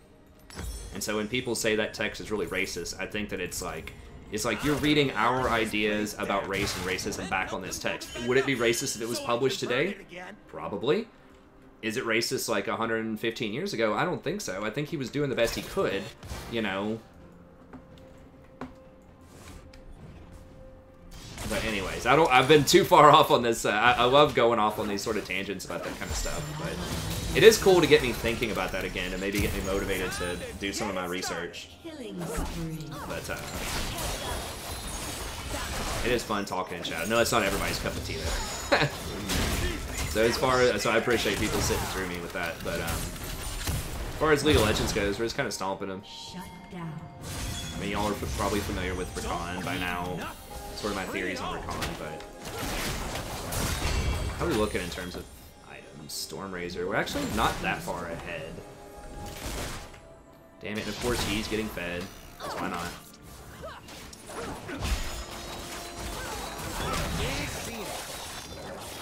I'm definitely pretty rusty on a lot of this stuff than I was. I gotta get back in the game. So I really haven't read that much, honestly, in like a couple of years. Like, real literary stuff. An enemy has been slain. Ever since I took my exams back in like 2015. So I need to get back in the game.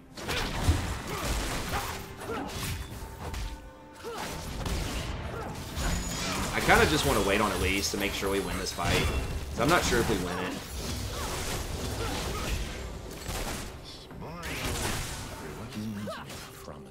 My dissertation, I finished the thesis years ago, but like the dissertation is not going well at all. Like, I'm gonna have to really step my game up on it.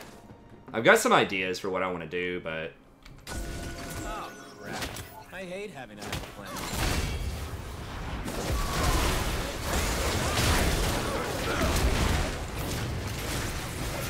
oh Jesus.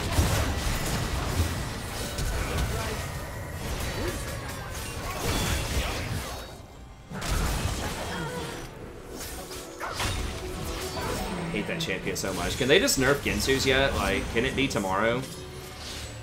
The champion's so obnoxious.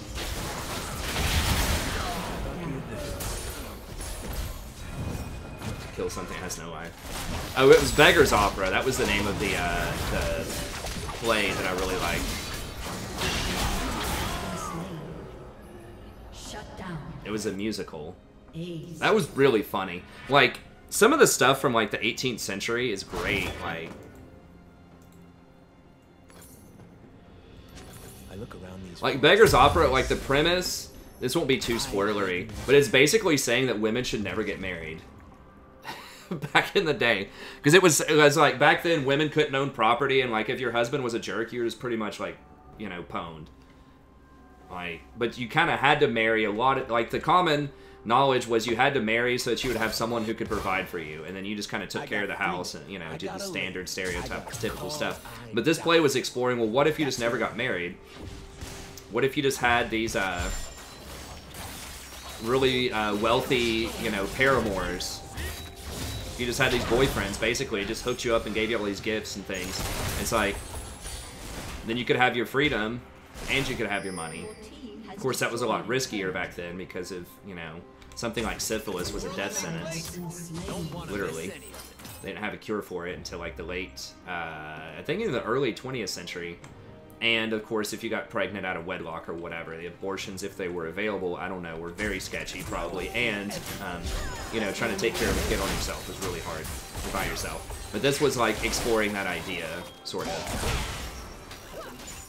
Saying it was this like girl's mom was like, well, yeah, have some fun with him, but what are you doing marrying him?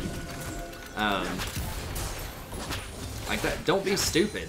Go have your fun, but don't marry the guy. Like, that was one of the main plot lines. It was really funny. Now, if you were from a wealthy family, though, that could be very doable, potentially, to just not get married.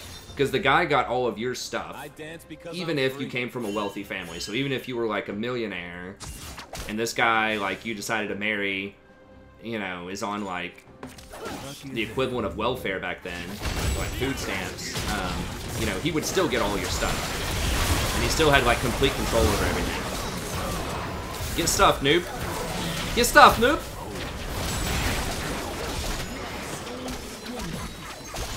I don't want a world that's safe. Yeah, the picaresque novels, too, with, like, the crazy adventures and things like that were pretty fun. I haven't read a ton of those, but that style of, like, episodic novel is pretty cool. And Gauss's dowry. People think that, like, you had to, like, pay something for the daughter. It's like, back then with dowry, no, they paid you to get the daughter off their hands. Pretty much. Because they didn't have to feed her anymore, so they would, like...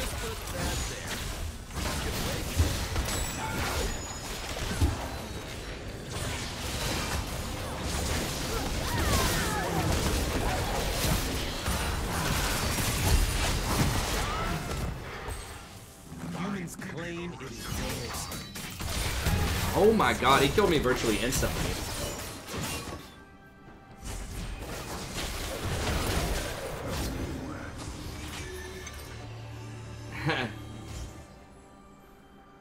Well, it's that too, Lev. It's like not being controlled, so it was kind of be independent, but at the same time, it was like watch out for. I mean, in that particular novel, it was kind of watch out for like sleazeball dudes that might try to get your money. This guy tried to marry a couple of people in secret, and he was like a heavy gambler, and was just gambling away all their fortunes. So he was like a playboy, you know, trying to hook it up. So I had my students write an essay like that for one class where I got to teach literature the one time. I got to teach literature instead of like introduction to English. I had my students read that, Beggar's Opera, and a couple of other works at the time that were sort of debating this issue about should women get married or not. And, you know, I had them, they were supposed to write a letter or like respond to a letter from their daughter. Their daughter says they want to marry this guy. And I gave them like a scenario. You know, she's like 16 or something, wants to marry this guy, says he's the love of her life. What do you say to her? Do you say she should get married, or how should she think about it and whether she should get married? And they had to use like evidence from the text to justify what their advice would be. So it was pretty fun. Danger is as fun as you let it be. Wait, what?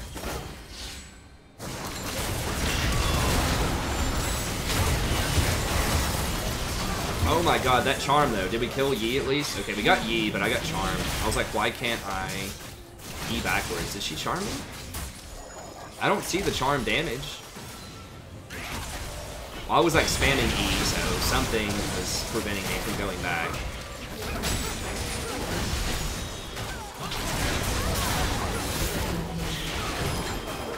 Oh, that was nice.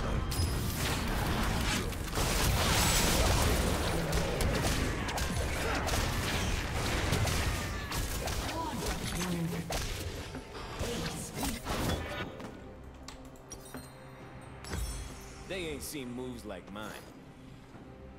Whatever. I guess we'll hold on to that. Oh, wait, no, we won't. We'll get rid of that. Oh, get that, sell that, buy that. Okay, we're good. Your team has destroyed a turret.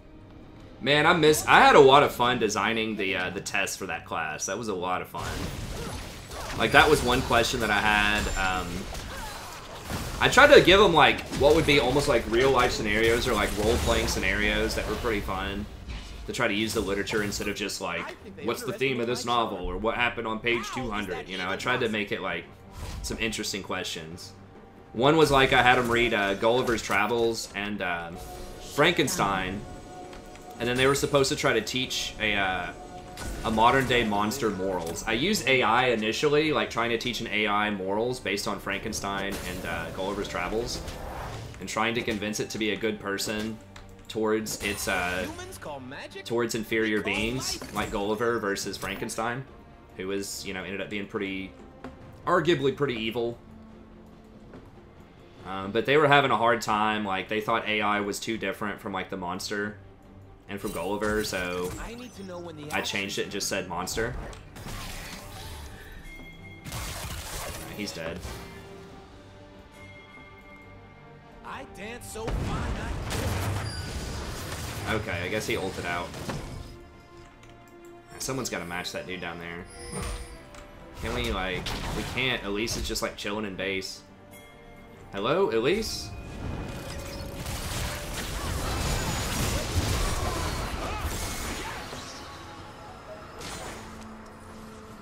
Damn it. Alright, well, I guess we burned her ult. But that's rough.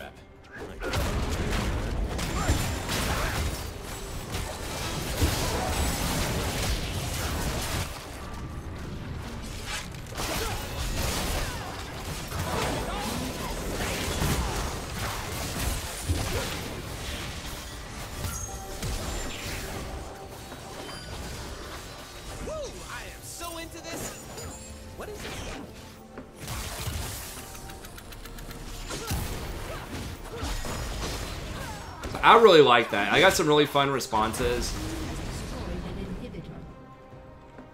And and I had a good time writing about it. Man, I really want to go teach a literature class. Man, if I could just teach high school like that and ask real questions that are, like, fun, instead of, like, having them memorize stuff for a standardized test, I'd love it.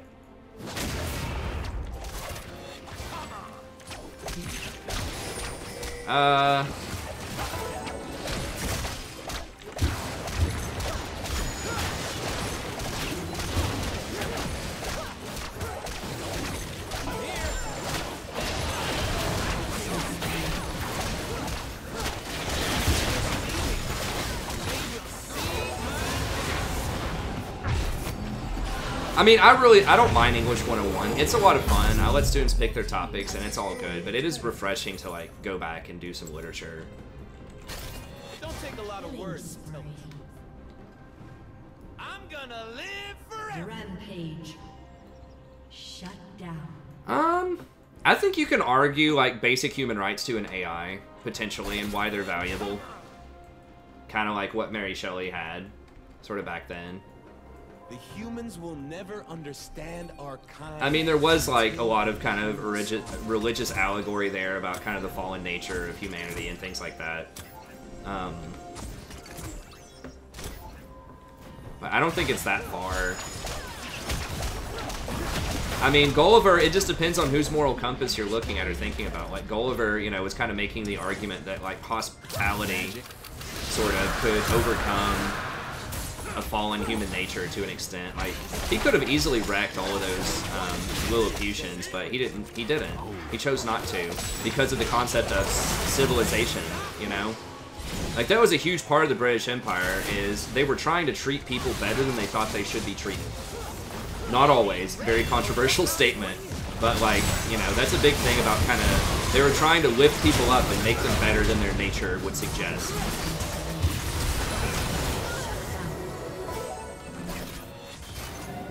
Are they just gonna, like, win the game here? I should have Knights Vowed, but... you can. Not human rights, but, like, a universal code of civility. I mean, for example, you can convince most people not to go and just murder every cat they see in the street. You can think that... Like, you can convince people, even though it's a lesser creature, even though you could easily do it, you could easily kill them and feed on them. You know, a lot of people like to look after cats, even though, even if it's not your cat, even if it's not your personal pet, if you just see a cat, like, out somewhere, like a dog or something. I mean, obviously some people hate animals or whatever, but I think you can convince a lot of humanity not to abuse animals. And I would consider that, like, a really advanced AI to humans.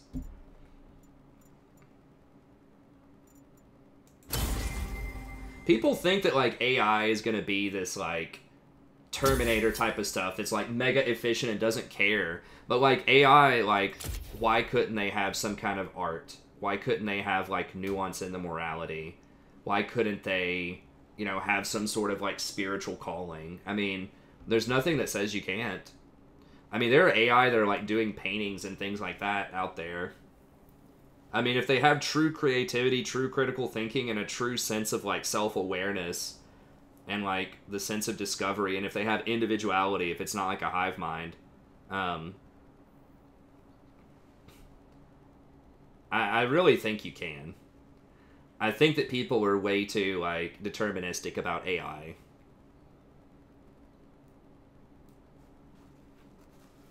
I mean, you know, we'll see. But... I don't know, Jolty. I think you can say that, like, right now, animals are probably in a better spot than they ever have been historically. I mean, back in the day, you know, and that's another thing, too, is, like, as humanity has progressed, as our critical thinking has increased, you know, not always, but in many ways, so has our compassion with our information, right? So, as we, you know, maybe people did used to beat and just kill all the animals back in the day, but then they figured out, hey, they could be useful for us. Or, hey, this animal makes me feel better. I like having a pet. You know, someone I can come home and talk about all my problems to that either can't understand me or, you know, can cuddle up when I'm having a bad day and things like that. Like, yeah, some of that is a human thing, but...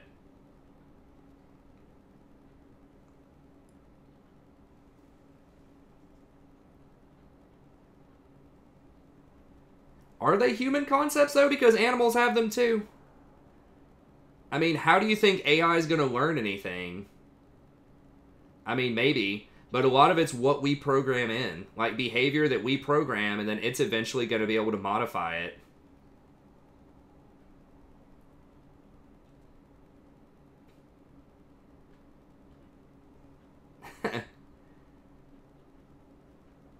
I don't think it's all fear, though. I think that love gets people to do a lot of stuff, too. A lot of people do very irrational things for love. I mean, like, what we think of as an AI, like, our understanding of that is also humanistic, right? Because, you know, as you said, we don't know. But to think that humans are the only people, like, capable of rational decision-making, and not a lot of stuff is as cut and dry, I think, as people like to make it out to be. Let me see if the PDE's changed. I doubt it, but...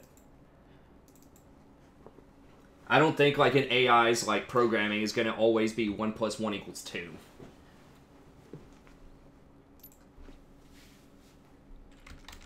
And not always, but, like, higher intelligence often yields, like, a higher sensitivity to compassion. I think. Not always in our society, but I think a lot of the time, like, the more intelligent you are, the more likely you are to be compassionate. I don't know. I don't know, Jolty. I think people care a lot more about pets now than they have in the future. Instead of eating everything, now you have a select, like, group of things that you eat.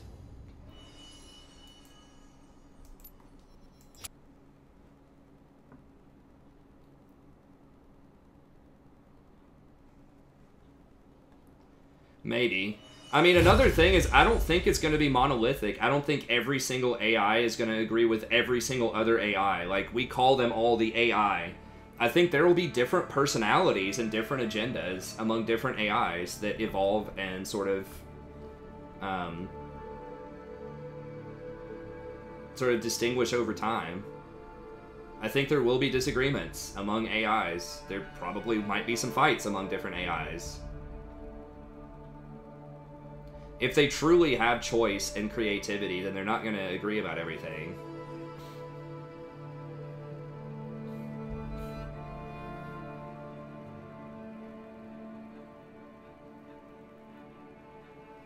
Like, yeah, you could have maybe one hive mind AI that, like, controls a bunch of drones, and, you know, like Terminator type of stuff.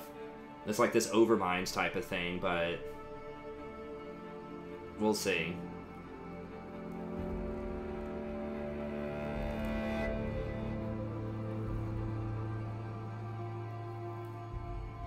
I mean, honestly, I think that, like, this distinction between AI and humanity is not going to be, like, as stark as people think. I think that people are eventually going to integrate into the AI.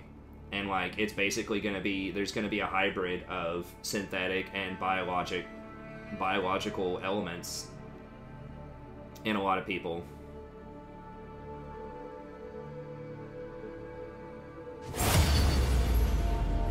Like, I don't think it's going to be, like... I mean, there will be some people that resist that, but I think it's been trending towards that over time. Like, we're more and more connected to the internet. You've got the phones, you know, everything. Like, we just don't have the processing power to fully understand the whole internet, but her.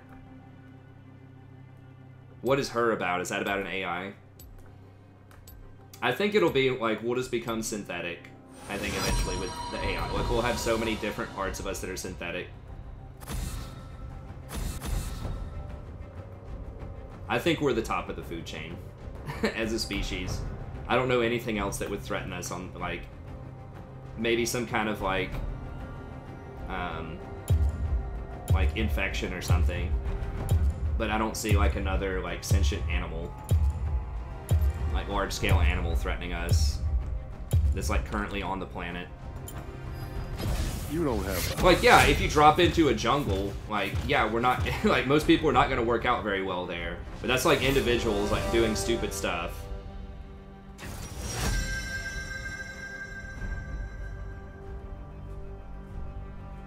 It could be Vaughn. I mean, it's an interesting conversation, but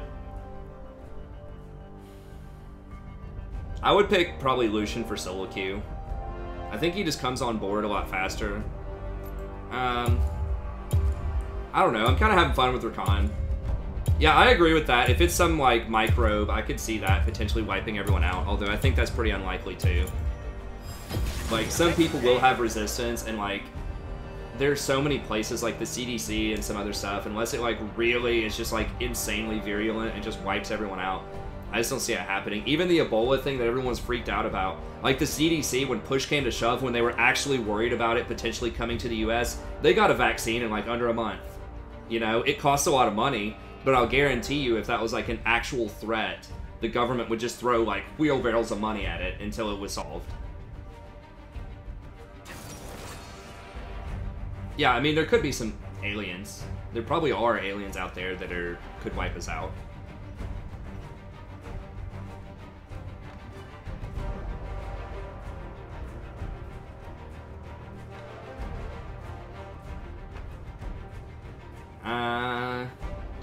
I know, but I just don't think that Doomsday virus is going to come out where it's going to spread fast enough and kill everybody.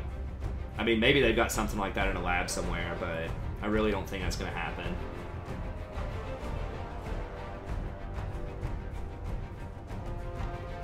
Oh, let me change the title.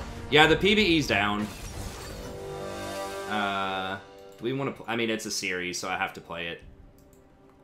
Where's the title streaming? I am having fun talking about random sort of asides here.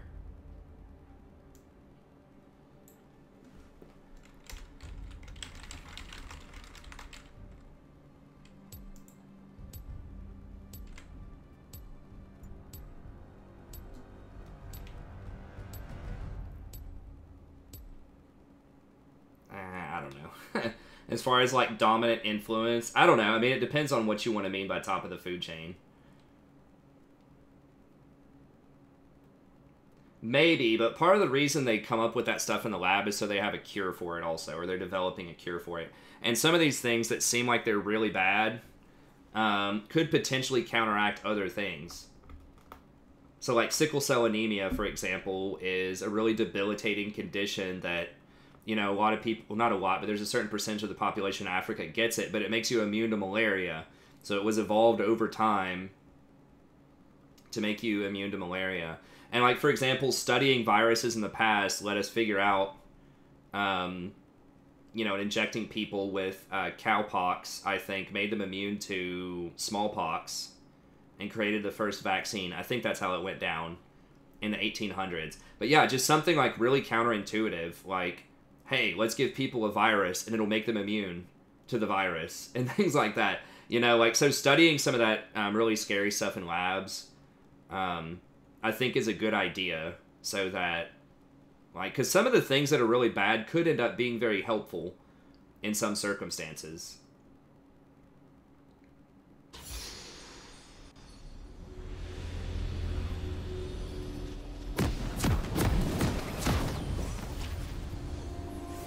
I agree with that, Manacon. I mean, I'm just speculating. I don't think we've contacted or seen aliens yet, but it seems like the universe is so large. Just in terms of probability, there's probably something somewhere. Pox parties. Welcome to Summoner's Rift. If I vanish, I mean, AI might be better than humans. Like, the way humans are going right now in terms of better for the planet than humans. The way humans are going right now, you know, we're just polluting and destroying everything. A lot of the time, you know, the world just may not be here from natural disasters in 500 years. So if we have an AI that comes in and starts running the show, they might actually run a better show. You know? They might actually say, hey, let's keep all these little pets, you know, humans in these zoos or something, like these cities, or whatever. Minions have spawned. And we're going to give them all the food they could want, all the entertainment they could want, and all the medical care they could want, but we're going to start preserving the environment. I mean, it could be something like that. They have a scenario like that on Stellaris, the servitor robots. I am Rakan. What's with the accent? And if it's on Stellaris, it's obviously No, true. I do not. Oh yeah, let's get down. Get down. Hey, thanks, Justin. Yeah, I try to be positive. I think there's too much negativity out there. I mean, we'll just see. The bottom line is we can't really do anything about it, like most of us, unless you are like actively designing AIs and things. You know, just gotta do the best we can. Don't want to do this. No, I want to. I just think there have been all kinds of times in history where people said the world was ending, and it didn't. It kept going.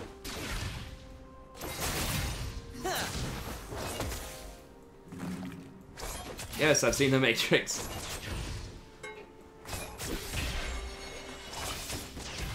I love The Matrix. Matrix is great.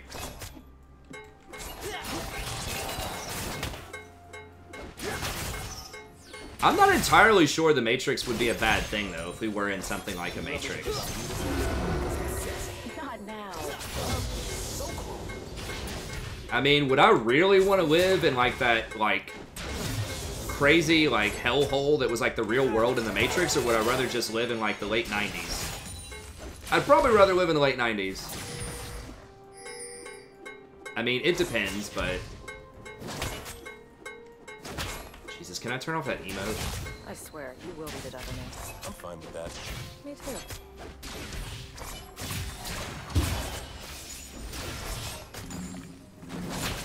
I mean, we kind of have that insider knowledge, right? We have, like, this extraordinary, like, hero story in The Matrix of someone breaking free and getting out and all this stuff, but it's like... For most people, it's probably okay. You know, compared to the outside world. A lot of people wouldn't want to try to fight those things. Good. I don't know.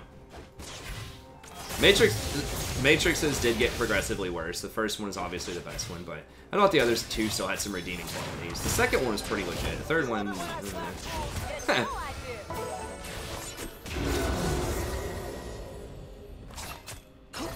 Yeah, there's always people that think it's the end of the world, and then we innovate and figure something out. I personally think that AI will eventually...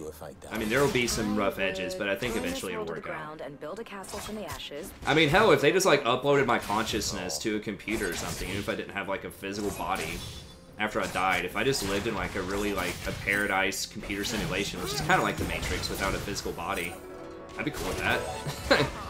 Whatever. If they want to have the real world and give me an imaginary world or something, especially if I'm not aware of it. Sure.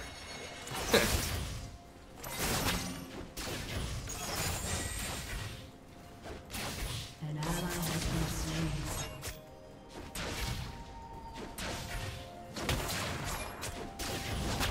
I think the movie, kind of like AI, was really cool too. I think that was a cool perspective from like the early 2000s. It was like a Steven Spielberg, it was like a half Kubrick, half Spielberg kind of deal.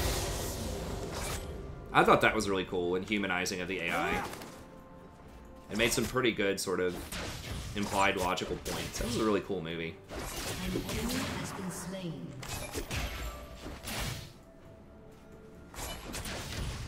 Yeah, my best guess, if I had to guess, like, what's the deal, I'd just say that we'd probably become synthetic. Like, the AI just merges with people one way or another. There will be a lot of problems, a lot of people are going to die, there will be people that don't want to assimilate, you know, and become synthetic and all that stuff. I still think people will keep their individuality and consciousness. I don't think it's going to be like a Borg kind of thing, but Everyone is I think there will be some people that are like, hey, I don't want to do it. They're going to fall really far behind, not going to be as smart, not going to be as strong, all that kind of stuff. They're not going to like that. They'll try to fight it. That'll be an issue.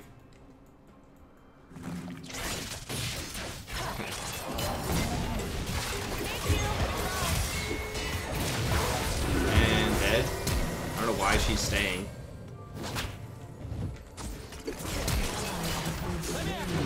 Damn it, I was trying to block that Q. An ally has been slain. I mean, yeah, that's kind of like, I don't want to get too controversial here, but that's kind of like what a lot of religions are like, right? Where you would prefer something that is not precisely what we understand as reality right now in the physical world. You would prefer that over the physical world, so you act good, you know, you try to be a good person in the physical world. I think a lot of people subscribe to that, and they're like, yeah, give me heaven, or give me, you know, whatever else it's called, something that's different from the standard realm of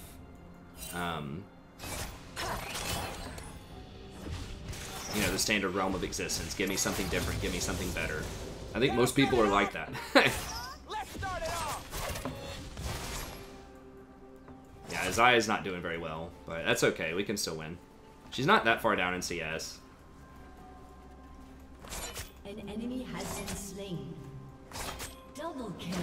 Now, obviously, that's a little different because people, you know, religious people say, well, that's the truth, right? Like, heaven is the real truth, and reality, like the physical world, is the illusion, right?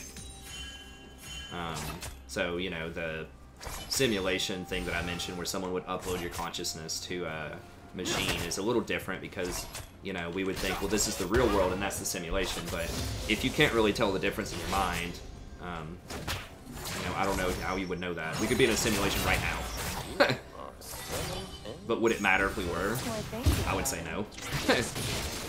Doesn't discount how I feel or how I'm experiencing the world. What do I think about the migrant caravan? I don't know enough about it, honestly. Preseason patches tomorrow. Or, yeah, it's 1:25 a.m. right now, so yes, it's technically today. It's after servers shut down in a few hours.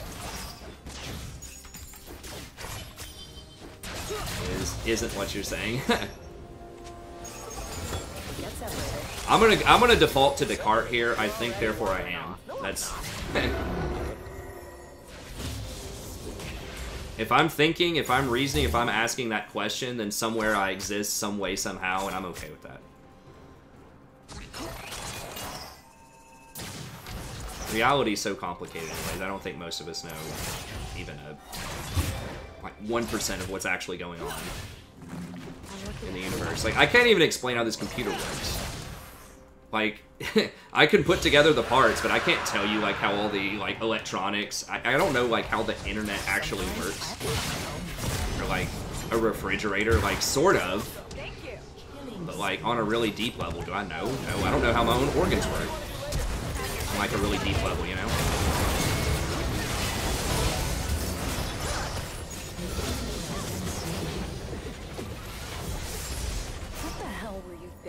Back there? I wasn't. I never think. Ooh, I'm thinking.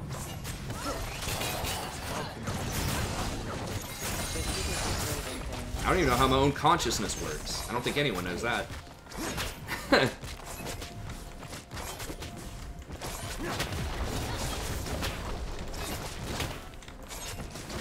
I don't know if he still has ult or not. He might. I don't think he does, but...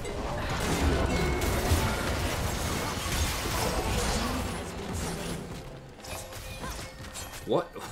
What? What was he thinking? I'm ignorant of a lot of things, and I'm okay with that.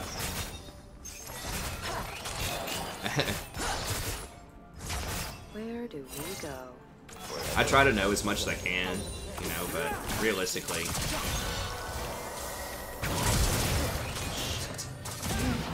God, that was so much damage. Felt like a lot. The champion's fair.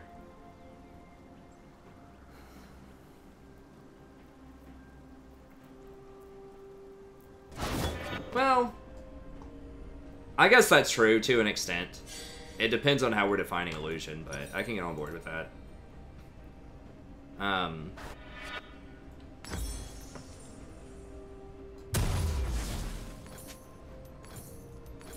Let's say instead of illusion, the ultimate real plane of existence.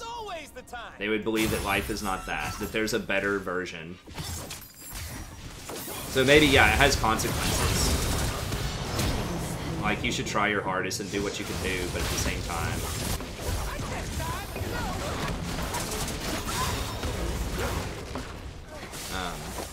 there is an alternate plane that you don't fully understand, where you have a higher being that creates it and sort of regulates it for you. I'm here. But anyway, I don't want to go too far down the religious path. My point was just that I think that, like, not completely living and understanding all of the truth is probably something that people are more used to than they might like to admit. Did you notice the sky? No? not as beautiful as you. And I was just trying to point out that a lot of religious people are definitely, like, probably pretty comfortable with. Oh god, I got pumped. Okay. With that type of thing. Kind of a humility in that. But that's fine. Rakan has arrived. I saw you. Everyone can see you. Yeah, that's what I like. It's so prove it. A full is the Earth and us even real? I mean, depends on what you mean by prove it.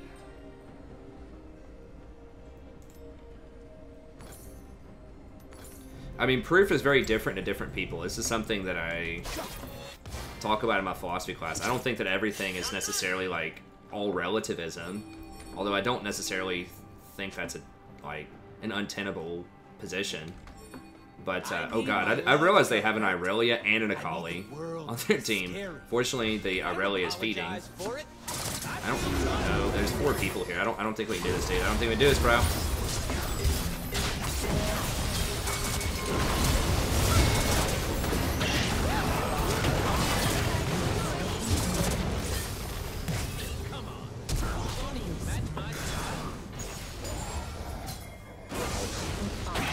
Yourself too hard.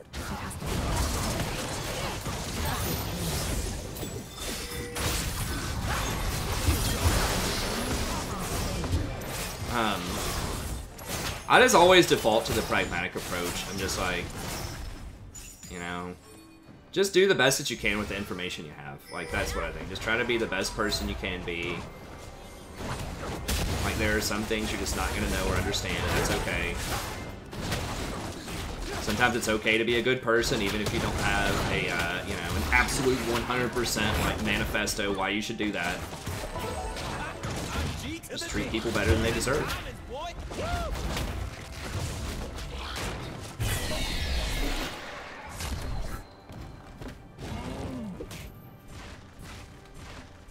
Psychedelics, seeing what benefits they provide. I've got several students writing about psychedelics right now. One guy's openly like, I may or may not have some experience with that. I'm like, dude, I know you do. Don't tell me that you do.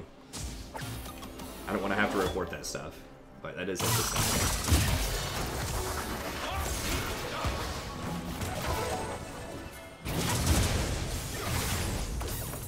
They should really, I think they should just lower the time on the Shroud. Like, it should only be up for like 3 seconds or something. What's it up for, 5? Is my cloak right? Yes, it is. We're getting philosophical up in here tonight. Enemy missing. I need to go buy soon.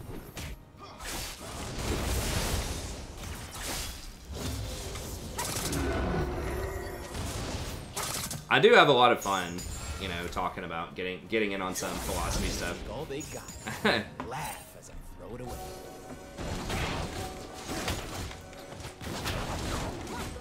Broken up into little pieces.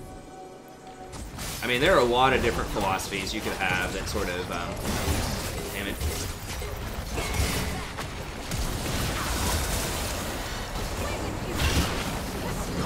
I didn't have my, I thought I had my W. When did I use it? Oh, it must have countered it, like when he was going in for the headbutt, I pressed W and I thought he stopped me from doing it. But I guess he knocked me out mid-W instead of third on cooldown. Well, that is unfortunate.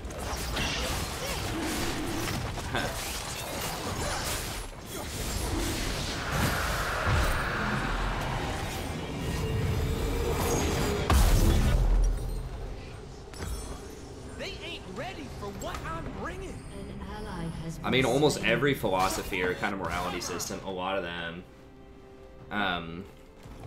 Why did I hate Bork Lucian? I hated, back in Season 7, I hated Bork. I mean, Bork is what you should always get on Lucian, I think.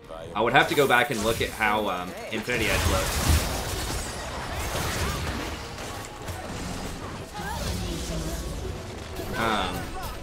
I just thought that Bork was really overrated, because Critical Strike was so strong, that's why.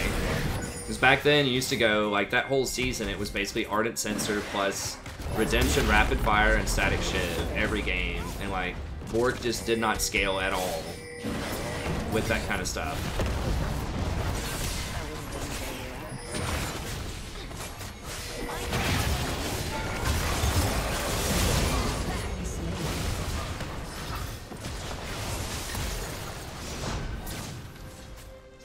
Okay.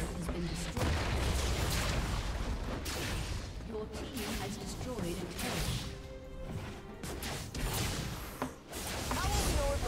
turret. Yeah, I mean, like, most sort of moral systems, like, being good to other people is almost always the thing. Even, like, a secular system that's not religious, like, you could say, well, if you're good to people, if you want to be, like, Machiavellian or something, you say, well, if you're good to people, you know, they'll eventually give you some favors back or something like that.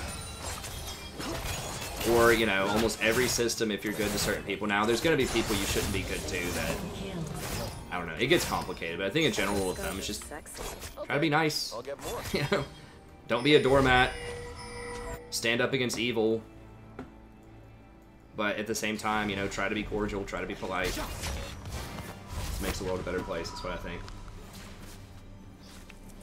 Talking bad about Phylol. It's not just Phylol. I watch Phylol. I mean, it's like, it's Phylol, it's Soul Renekton only, it's all these people. And I wasn't talking bad about him, I was talking bad about people who interpret him the wrong way. What do we need here? Probably just need to be able to survive Irelia. Like, I'm talking bad about that business model and how it impacts people who are playing serious ranked games. That's it. I watch Phylol. I'm subscribed to him. Sometimes he does have some really good ideas, and like I always said, I'm not hating on him for making money. I mean, the guy knows how to make some money, right? And he does try to provide interesting, intriguing new builds to people. So I'm not hating on him specifically. I'm hating on people who try to play his builds by thinking that they're actually viable.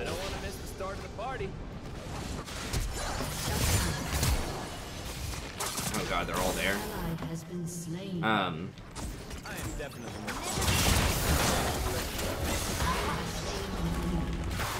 It'd be like,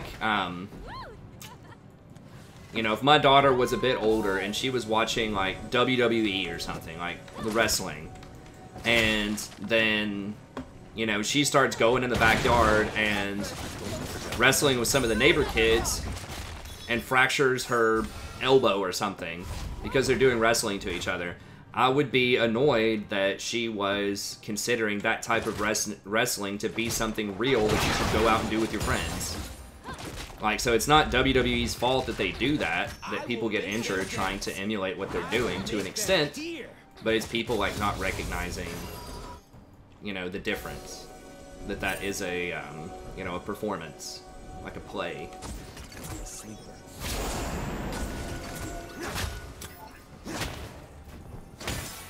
But he can't really, like, come out and say, hey, don't actually do all this stuff. Or no one watches videos, right?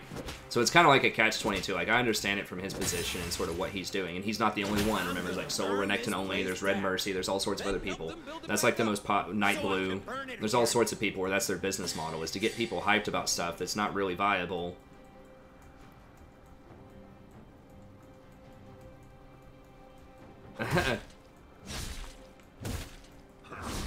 But yeah, I mean, they're all cool, like, fine players, and they make good money. They're good for the community in terms of, like, they get people interested in still playing League. It's just, I just get frustrated, you know, in some of my games where I see that, as I'm sure other people do too. But it's a tough question. Yeah, I agree with that, Lick. I think people are way too negative and way too toxic about stuff. I don't know, one.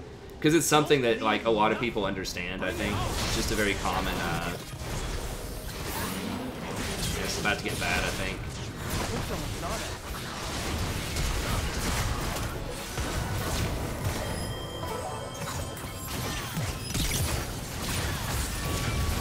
Zaya's too far away. Thanks. For what? Not saying I told you so. Okay, I need to go by.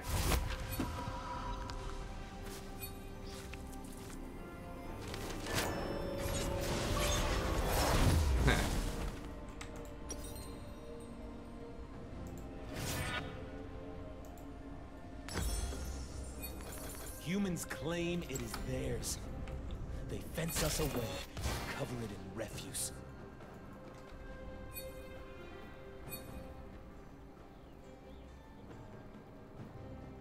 Oh, cool. Heh. Yeah, like I said, I'm not trying to be a hater. I'm just trying to, like, inform people And I don't think that I'm necessarily like a better channel or anything. I'm just a different style of channel. I think there's room for both of those kinds of things, right? Like informative. And I'm not saying that I know more necessarily than they do either. They're all higher ranked than I am.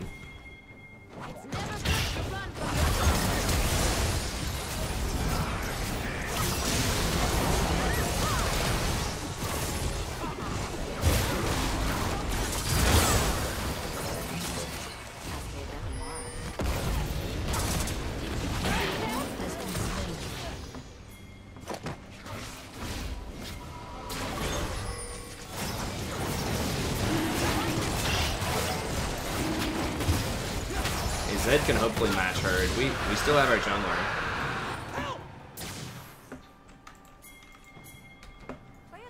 Baby. Yeah, we do need to shut them up before Irelia actually gets items.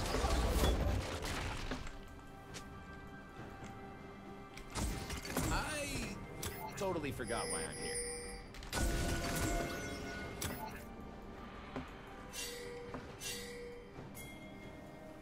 Magic is supposed to be scary. Love is supposed to hurt. Ecstasy needs defeat. Oh my god.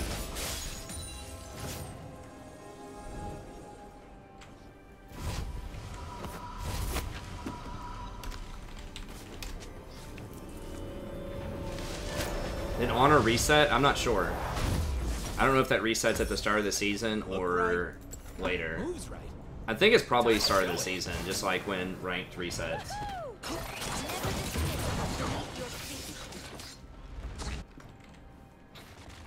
Oh, did you make it to D5, Mike?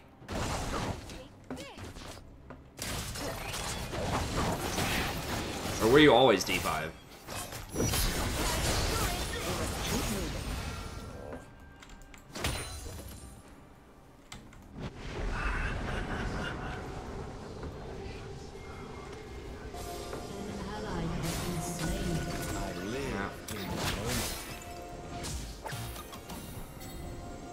We can't clear that.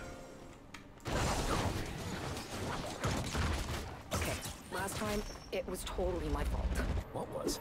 Good answer.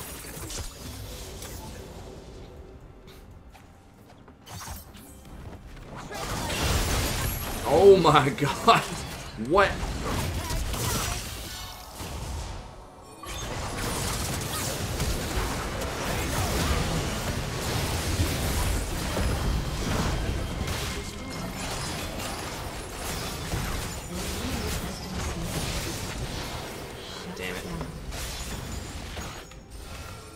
Oh, never mind. No. Yeah, let's just go down here and get this.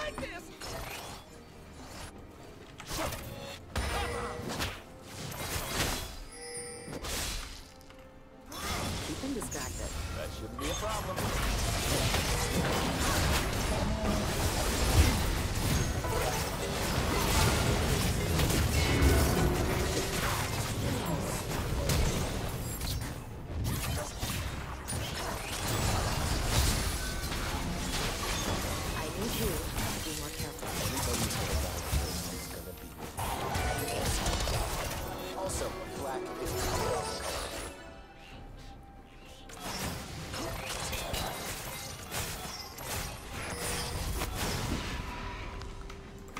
Her shroud's down. Don't leave without me.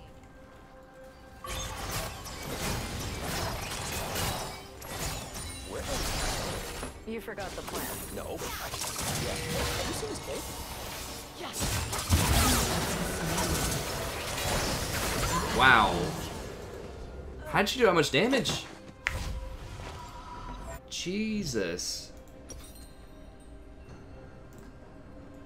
I charmed her, but I was gonna charm and then shield over.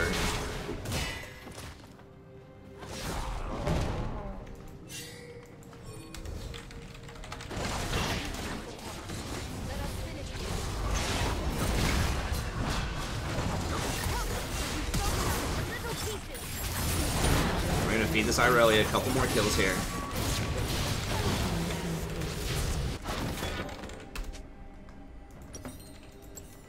They're scared of darkness. They're scared of magic. They are scared of where I'm from. Unstoppable.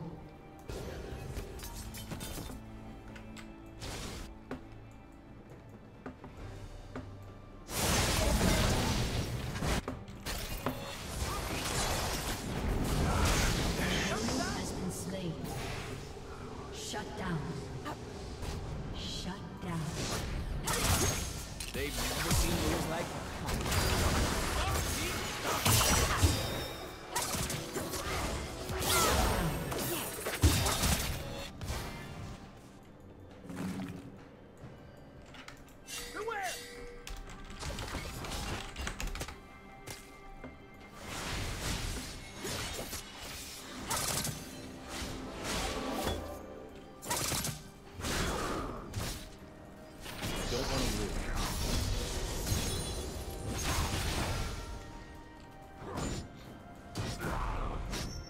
How about Shroud lasts like maybe 1 or 2 seconds, and then if she hits her stuff, then she gets like more charges on the Shroud.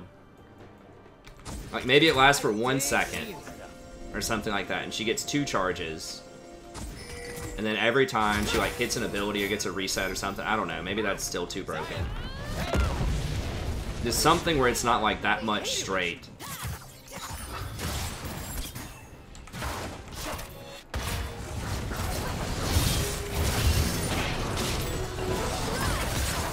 Probably a waste of an Ignite, but I saved my ult. Danger zone. Surprises. Unless I'm doing the surprising.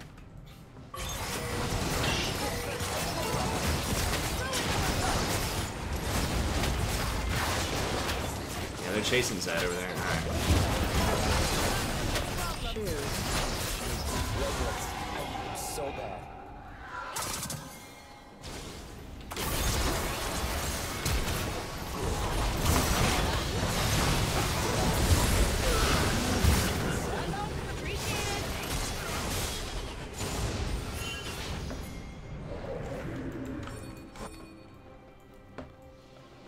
Who's left? Oh, nice. Okay.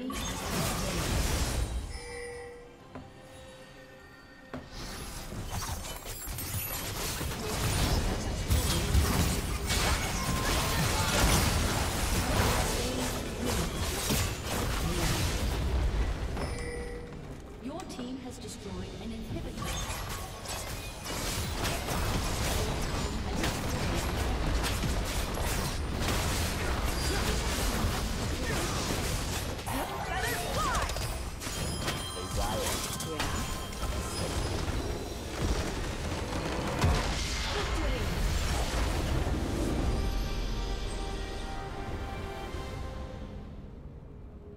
Yeah, Vi's pretty balanced.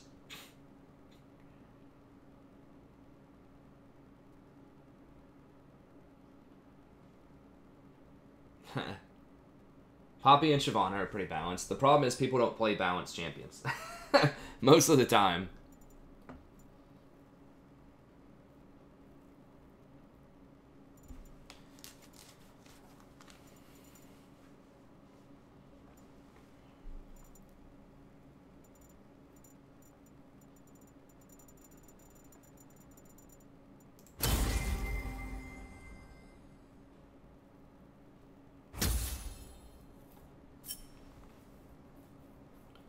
We'll try to get this last game going on here.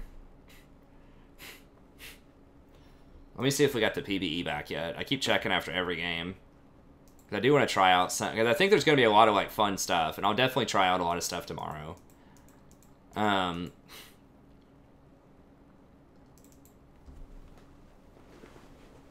Stream might be late tomorrow, because I'm probably going to stay up all night grading essays.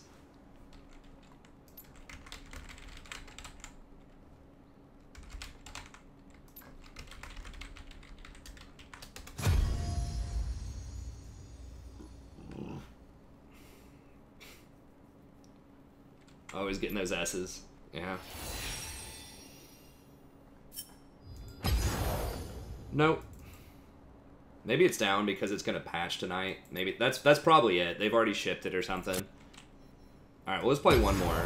Yeah, there'll be a lot of, I definitely, like, support-wise stuff that's, like, maybe a preview tomorrow of what I'm going to do. I'm going to release, I just did a patch notes video. It's long. It's like an hour and a half. I'll do a separate Nico video.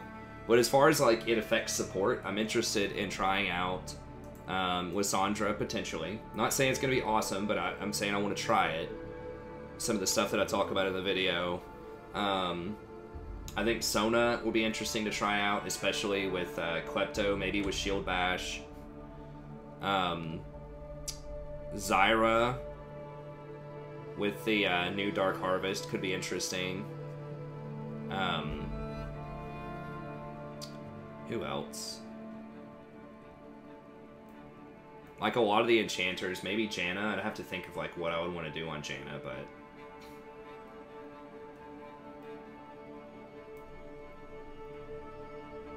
those are like the ones that I'm most interested in. Maybe Soraka.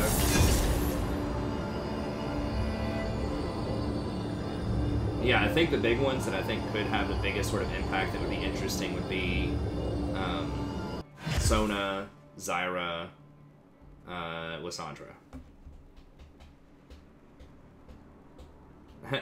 Use the Liz new skin. I don't know if I have...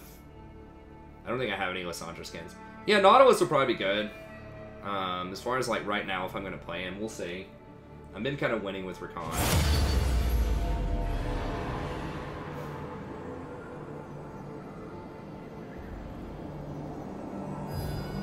I don't think Poppy's busted. I think Poppy's okay. I mean, there aren't that many champions, honestly, that need nerfing. Like, I don't think it's the meta's that bad. Oh, it's the... My kilobytes are going all over the place right now.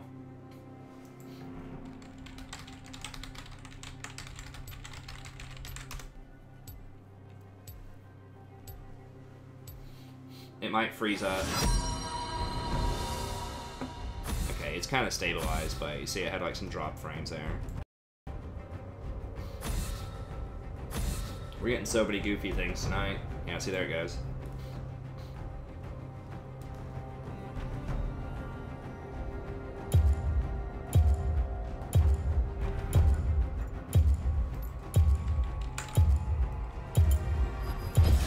You don't have the heart for this. Now it's up to like, so it's like overshooting it. It should be at 4,600. Yeah, it should be like there. So it just has like these like random spikes. I don't know what the deal is. Laggy buffering lives. I'm just trying to like not freak people out. Cause let me see if it did it drop. Okay, looks like the viewer numbers stayed. Okay, like when it dies completely for a second, it'll like drop all the way off, like off a glyph, and that sucks. So I'm just trying to unrank to. I mean, I could do that. Maybe at some point I will. I'm kind of like morally against those, but at the same time, like those are the most popular things on YouTube because you always look awesome. Because you're playing against people that aren't as good as you are. So like if I did like, I mean, I'm going to be doing unranked to whatever next season when I do my placement matches. But like, I don't know. I have conflicted feelings about that. I mean, having a heal here would be nice against Zyra. I don't know that I want to do Nautilus into that. I'll probably just do Rakan again here and just try to clean up this series.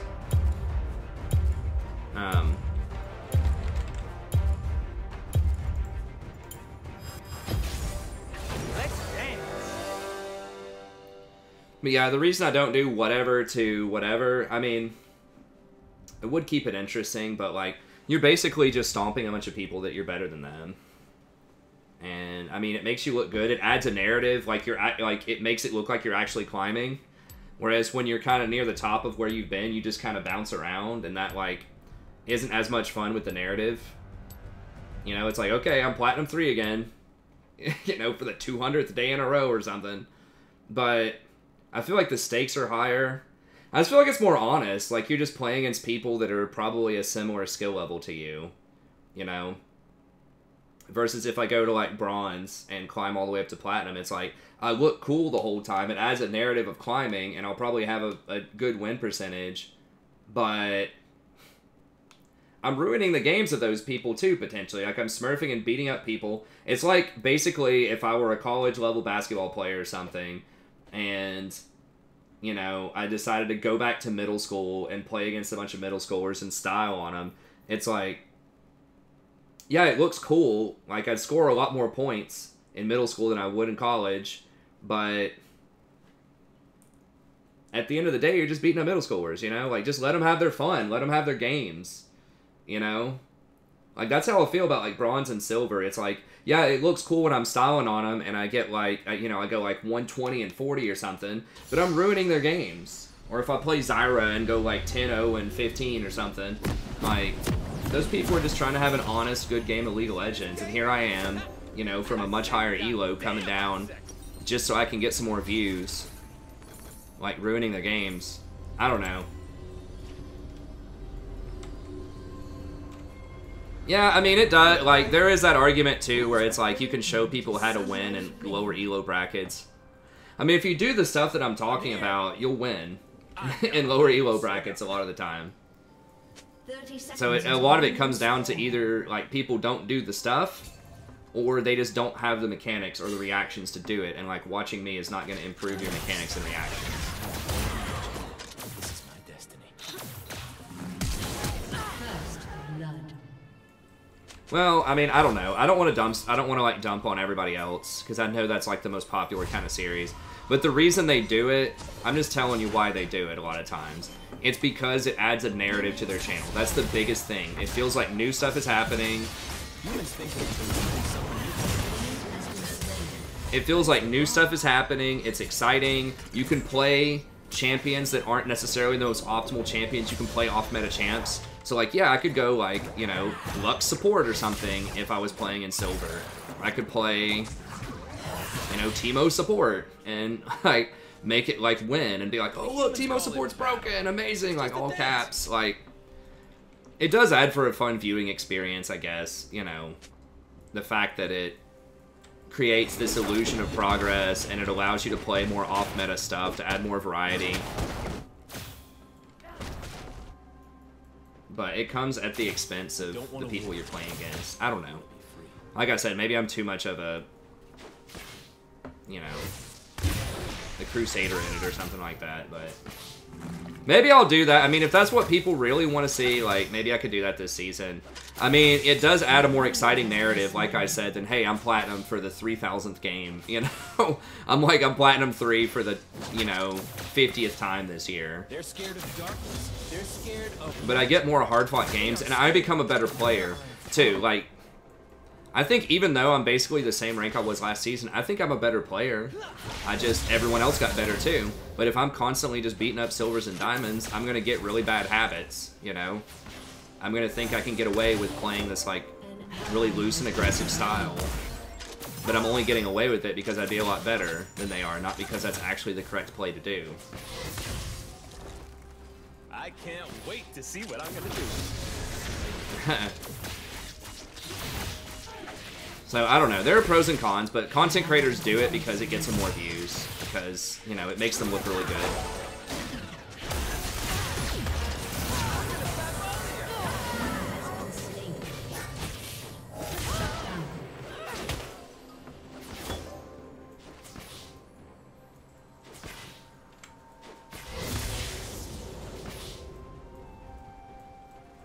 I'm offended by how little attention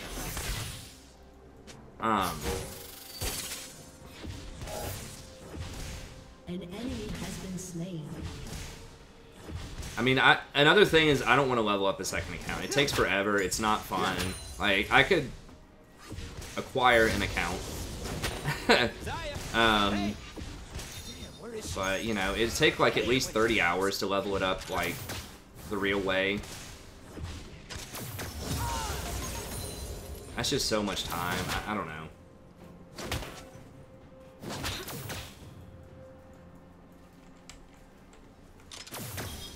I mean, yeah, you could make it like a limited competitive champion pool. Another dangerous situation. Thankfully, I can improvise.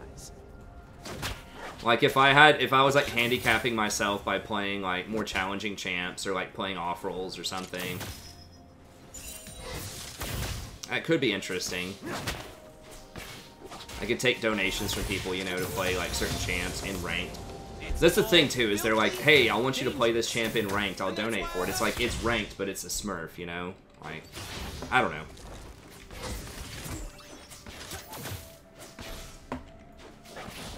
Yeah, that's exactly right, Tiaska. It does let you try out other champs. So, I mean, hopefully the positional rank system will allow me to do that on the same account. I'm gonna take all they got. An enemy has been slain. Executed. An ally has been slain. So, I don't know. I don't want to hate on it, but that's sort of my reservations about it. The biggest one being, the two biggest ones is I don't want to take the time to, like, the 30 hours to level up an account, but even more importantly, it's like, I just don't want to, like, ruin the games for other people that are just trying to have a nice, you know, silver or bronze game so I can get more views, but...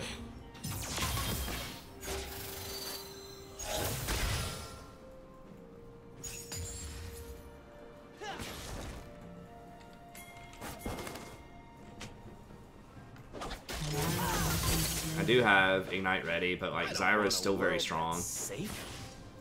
I don't know where Camille is.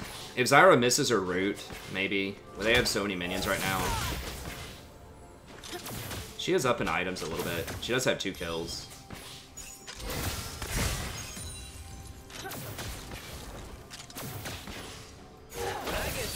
Okay, she missed her route.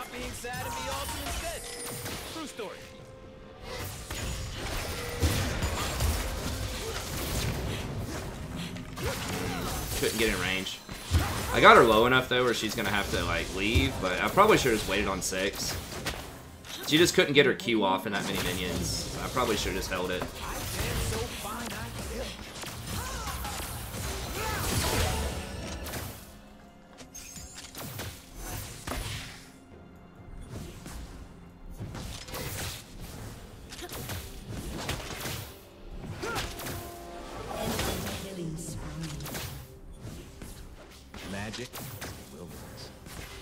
But maybe, I mean, it does add the narrative.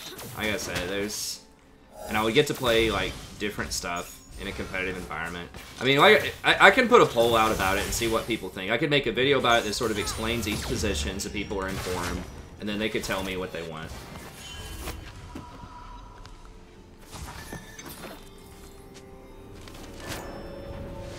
I need to buy. They're gonna try and test me? Shut down. An enemy has been slain. Okay, this Kai'Sa's pretty good. Like, my standards for pretty good are, like, pretty low. It's like, she backed up and didn't die in a 2v1. Awesome. Great 80 carry. Huh.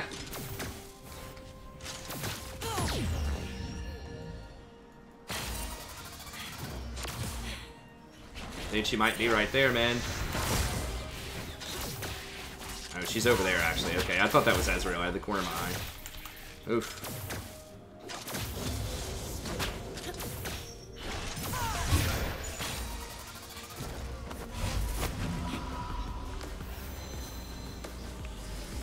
Woo! Woo!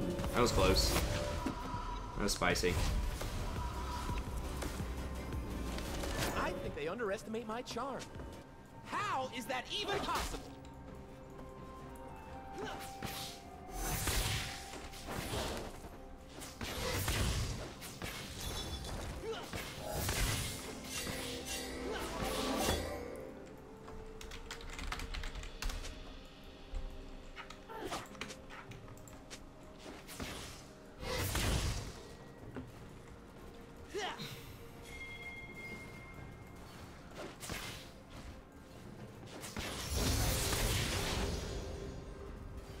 Wait on Kai'Sa, wait on Kai'Sa.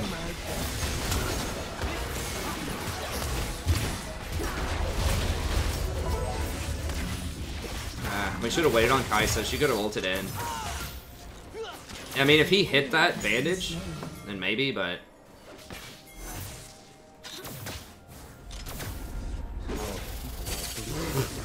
Jesus.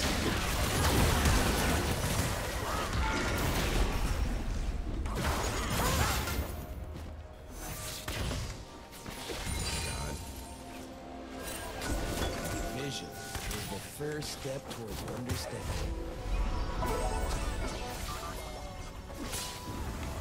I don't have mana. Whoa, whoa, whoa, what? Oh, I thought I heard the Amumu ult. I'm getting impatient.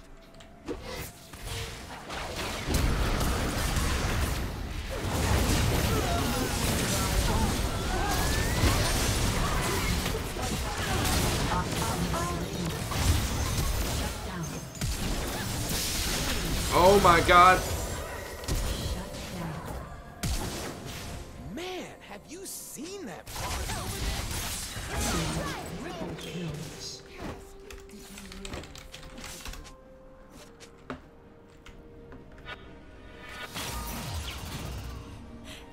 Why would he do it? Like, I just pinged that I had no mana. I'm just trying to live the moment.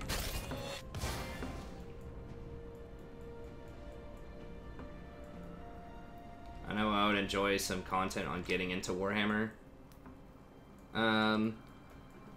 Okay.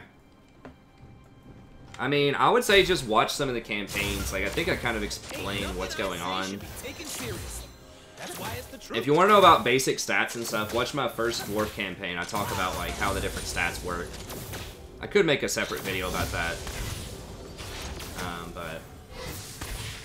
yeah, she flashed into the Lux queue.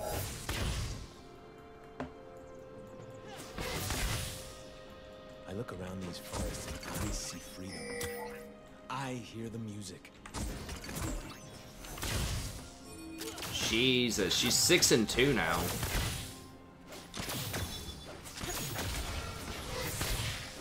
That's rough. Yeah, okay, we have our Storm play. I mean, we might be able to kill the, we need to stop pushing, though. Damn it, Zaya, where are you? Shut down.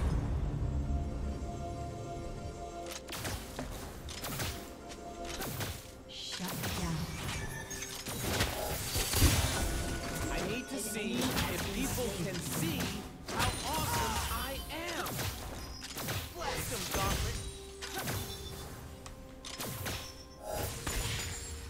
I dance because I'm free. I mean, she keeps pushing. I really want to,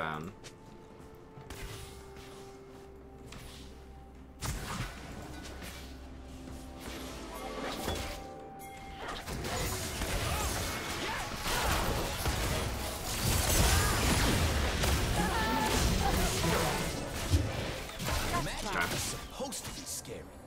That's pretty dangerous because she could have E'd me. I was gonna try to sidestep it if she threw her E, but I barely got it off in time.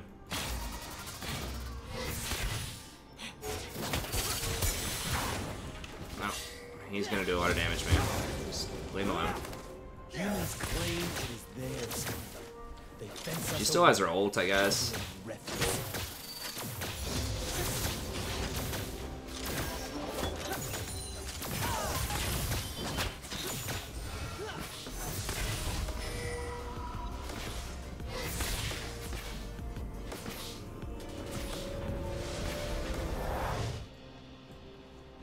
I don't do safe. Alright.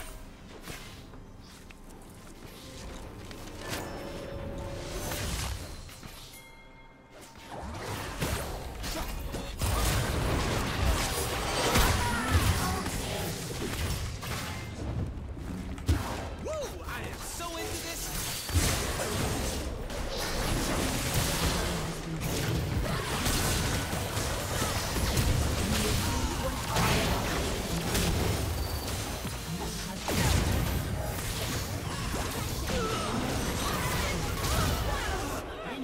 Triple kill.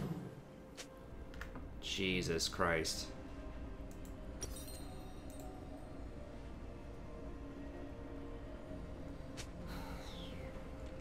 Alright. Definitely getting Merc Treads. Gotta get Merc Treads this game. Your team has destroyed a turret. I am a chronic line stepper.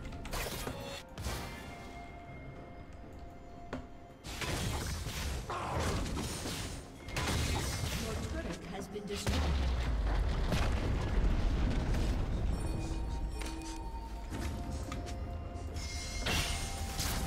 You're only given a little spark of madness. You mustn't.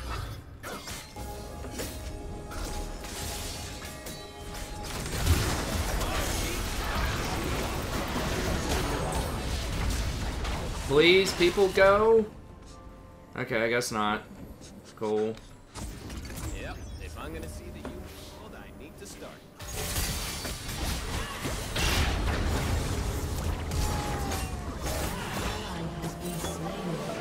Why are we diving 2 towers, man? Magic is a fury.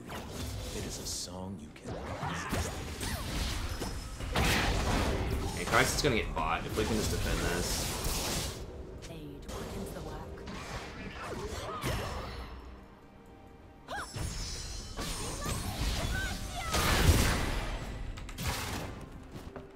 I'm gonna burn this place down. Then help them build it back I up. don't know if it's luck, So I man. can You're put diving it 2 in. towers. I'm not sure if luck is what I would call that. I think that was what would be expected. Luck usually implies that, like, something unexpected is happening.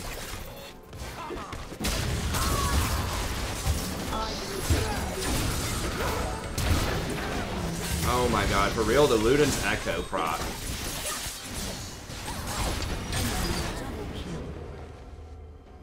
How about I apologize?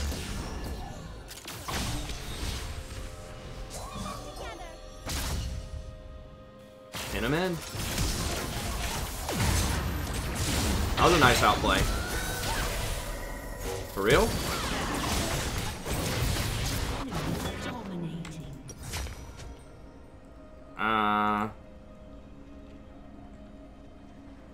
Wow, what? She Without lived? magic, we have no children. We have no future.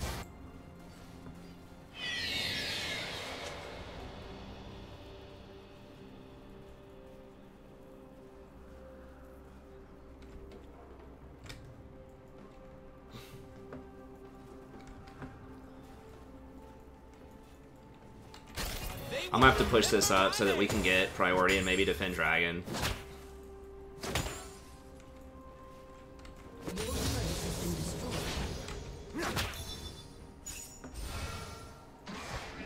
Your turret has been destroyed. God, they got 2 towers. An enemy has been slain. I've been kicked around. It's all right. It's okay. I'm staying alive.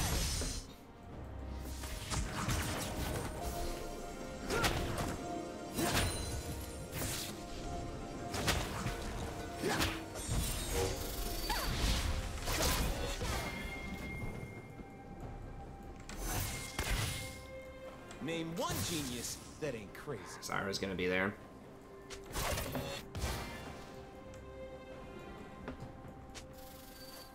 The world isn't about collecting stuff. It's about seeing stuff. An ally has been slain. I am only as wild as magic.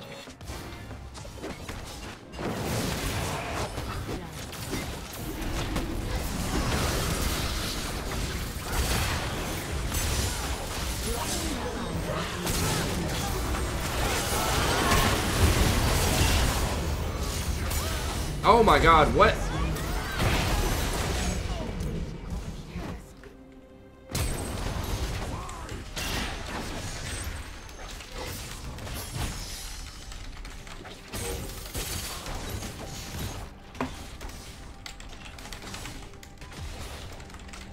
Your turret has been destroyed. Yeah, I mean, it's an okay idea to go look at it, but as soon as they come and challenge us, like, we gotta let that go. Danger is as fun as you let it be.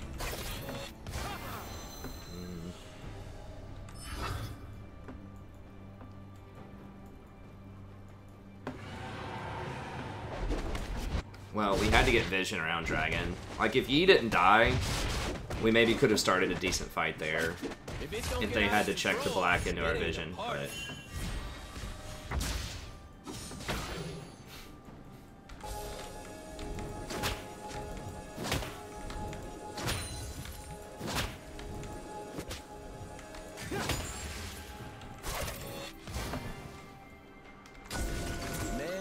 mind is blind. I want it to see.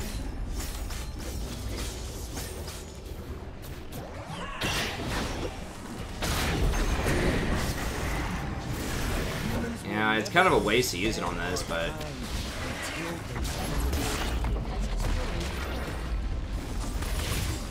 we gotta use it on something. We just don't have any map pressure.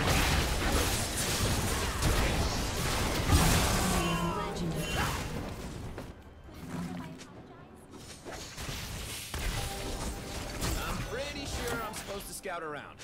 Pretty sure.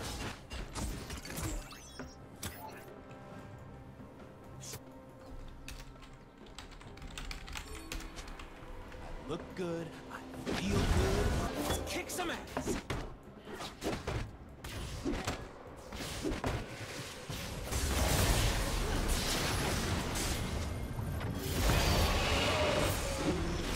I think they're backing up. No, they're not. Okay. What humans call magic, we call life.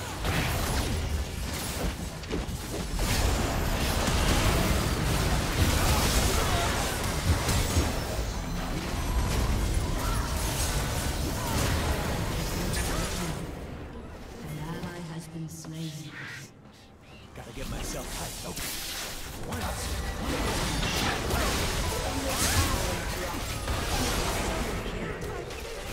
Aced. Dude, this Yi, like...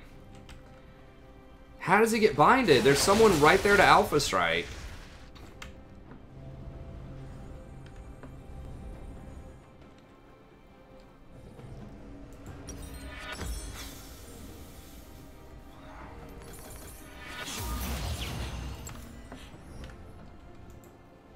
I am definitely more confident in dangerous situations.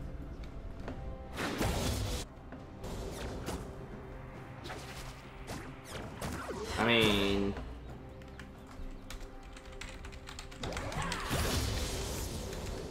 Like, we have multiple people that can dodge Lux stuff. No, Yi had Q. He got hit by the grandma, like, slow-moving Lux Q. There was a target to Alpha onto. I think he was just tunneling and alphaing onto them instead of the Camille. He was the closest target.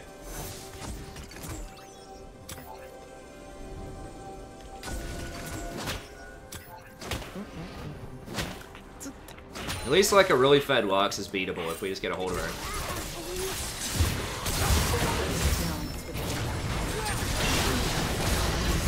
Fucking what the?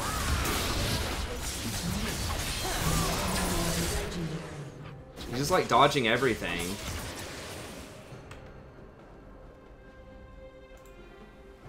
Camille was like 3 and 4 and still one-shots me pretty much, even through 138 armor. Because she does 650 true damage. Shut down. I mean, we can still win. It's possible. It's gonna be tough though. Because Camille just locks me down. Like, Camille is very annoying if someone doesn't blow her up when she goes on me like that.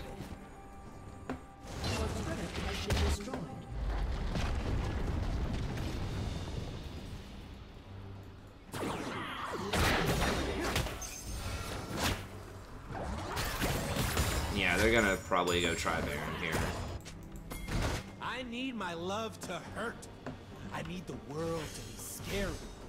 I don't apologize for it. I feel good. His build is terrible. Whoa, what the? God damn it! I was looking up here and didn't even see him.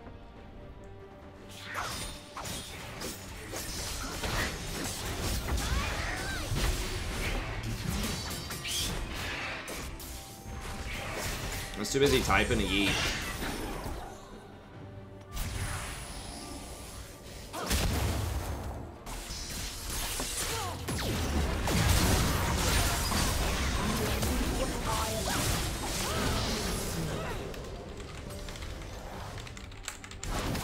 An enemy has been slain. I guess they had it ordered where I was too. I don't know. I just didn't think they were all going to be there. Like, there was no wave. I don't know. They just caught me off guard. They probably had something in here warded and saw me walking up there. Because she hit me, like, right when I came through this area.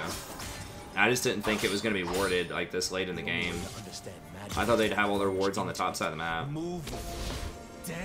And I just wasn't paying attention. I was trying to look at the mini-map to see where everyone was going to be.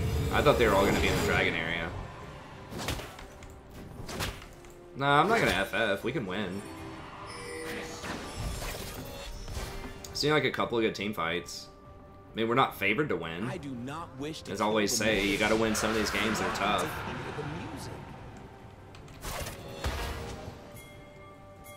I feel like my allies aren't recognizing how amazing my cloak is. I mean, seriously, rude. Our kind will see the truth soon enough.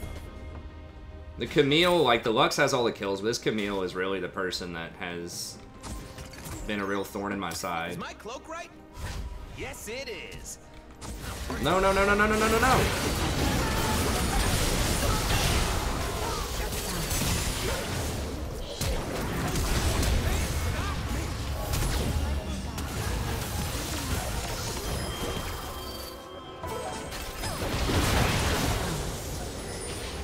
Why is it taking so long to get back to the action?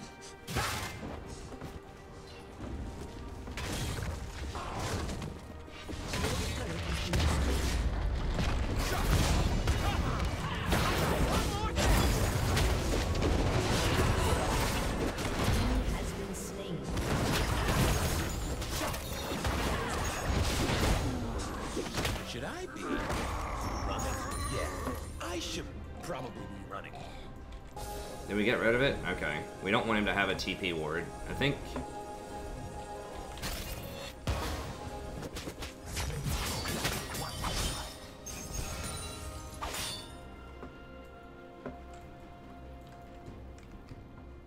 Humans made promises.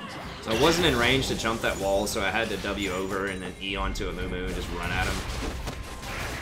Ready to try to flash the bind, or just dodge it.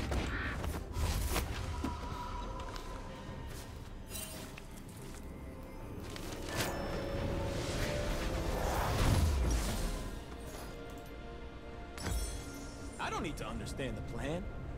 I trust my luck. Okay, well, we had a good Baron defense there. Has destroyed a turret. It's this Camille, man. Been slain. An enemy has been slain.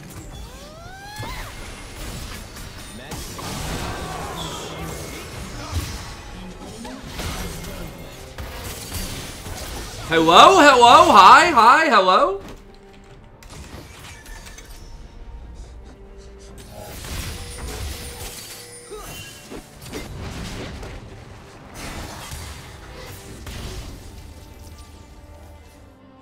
I mean, dude's right here. Like, put a stun right on her. You can do it. I know that's in range.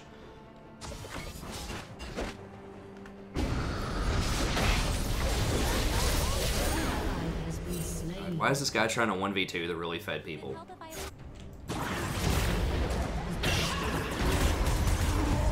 And she used her ult on the Scion.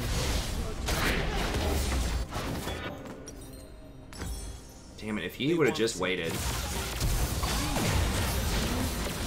Or not got binded, like, he's been hit by more of these binds. Alright, it's still just one inhibitor down. I guess I should just wait. I shouldn't have trusted that this Syndra would, like, know what's going on. She's clearly demonstrated she doesn't. Long ago, our kind danced upon. I mean, I don't know. Maybe it was just, like, not Now only the embers remain. not what I thought. Maybe I just shouldn't have done it. I thought she was going to be able to hit him, like, stun him here, and then just, like, ult him over this wall once they got to, like, right there.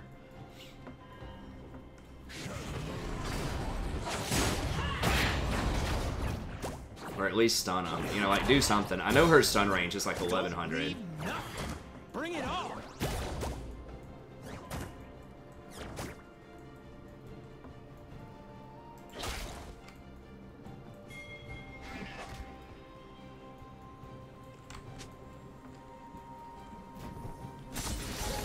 show people some of the strange.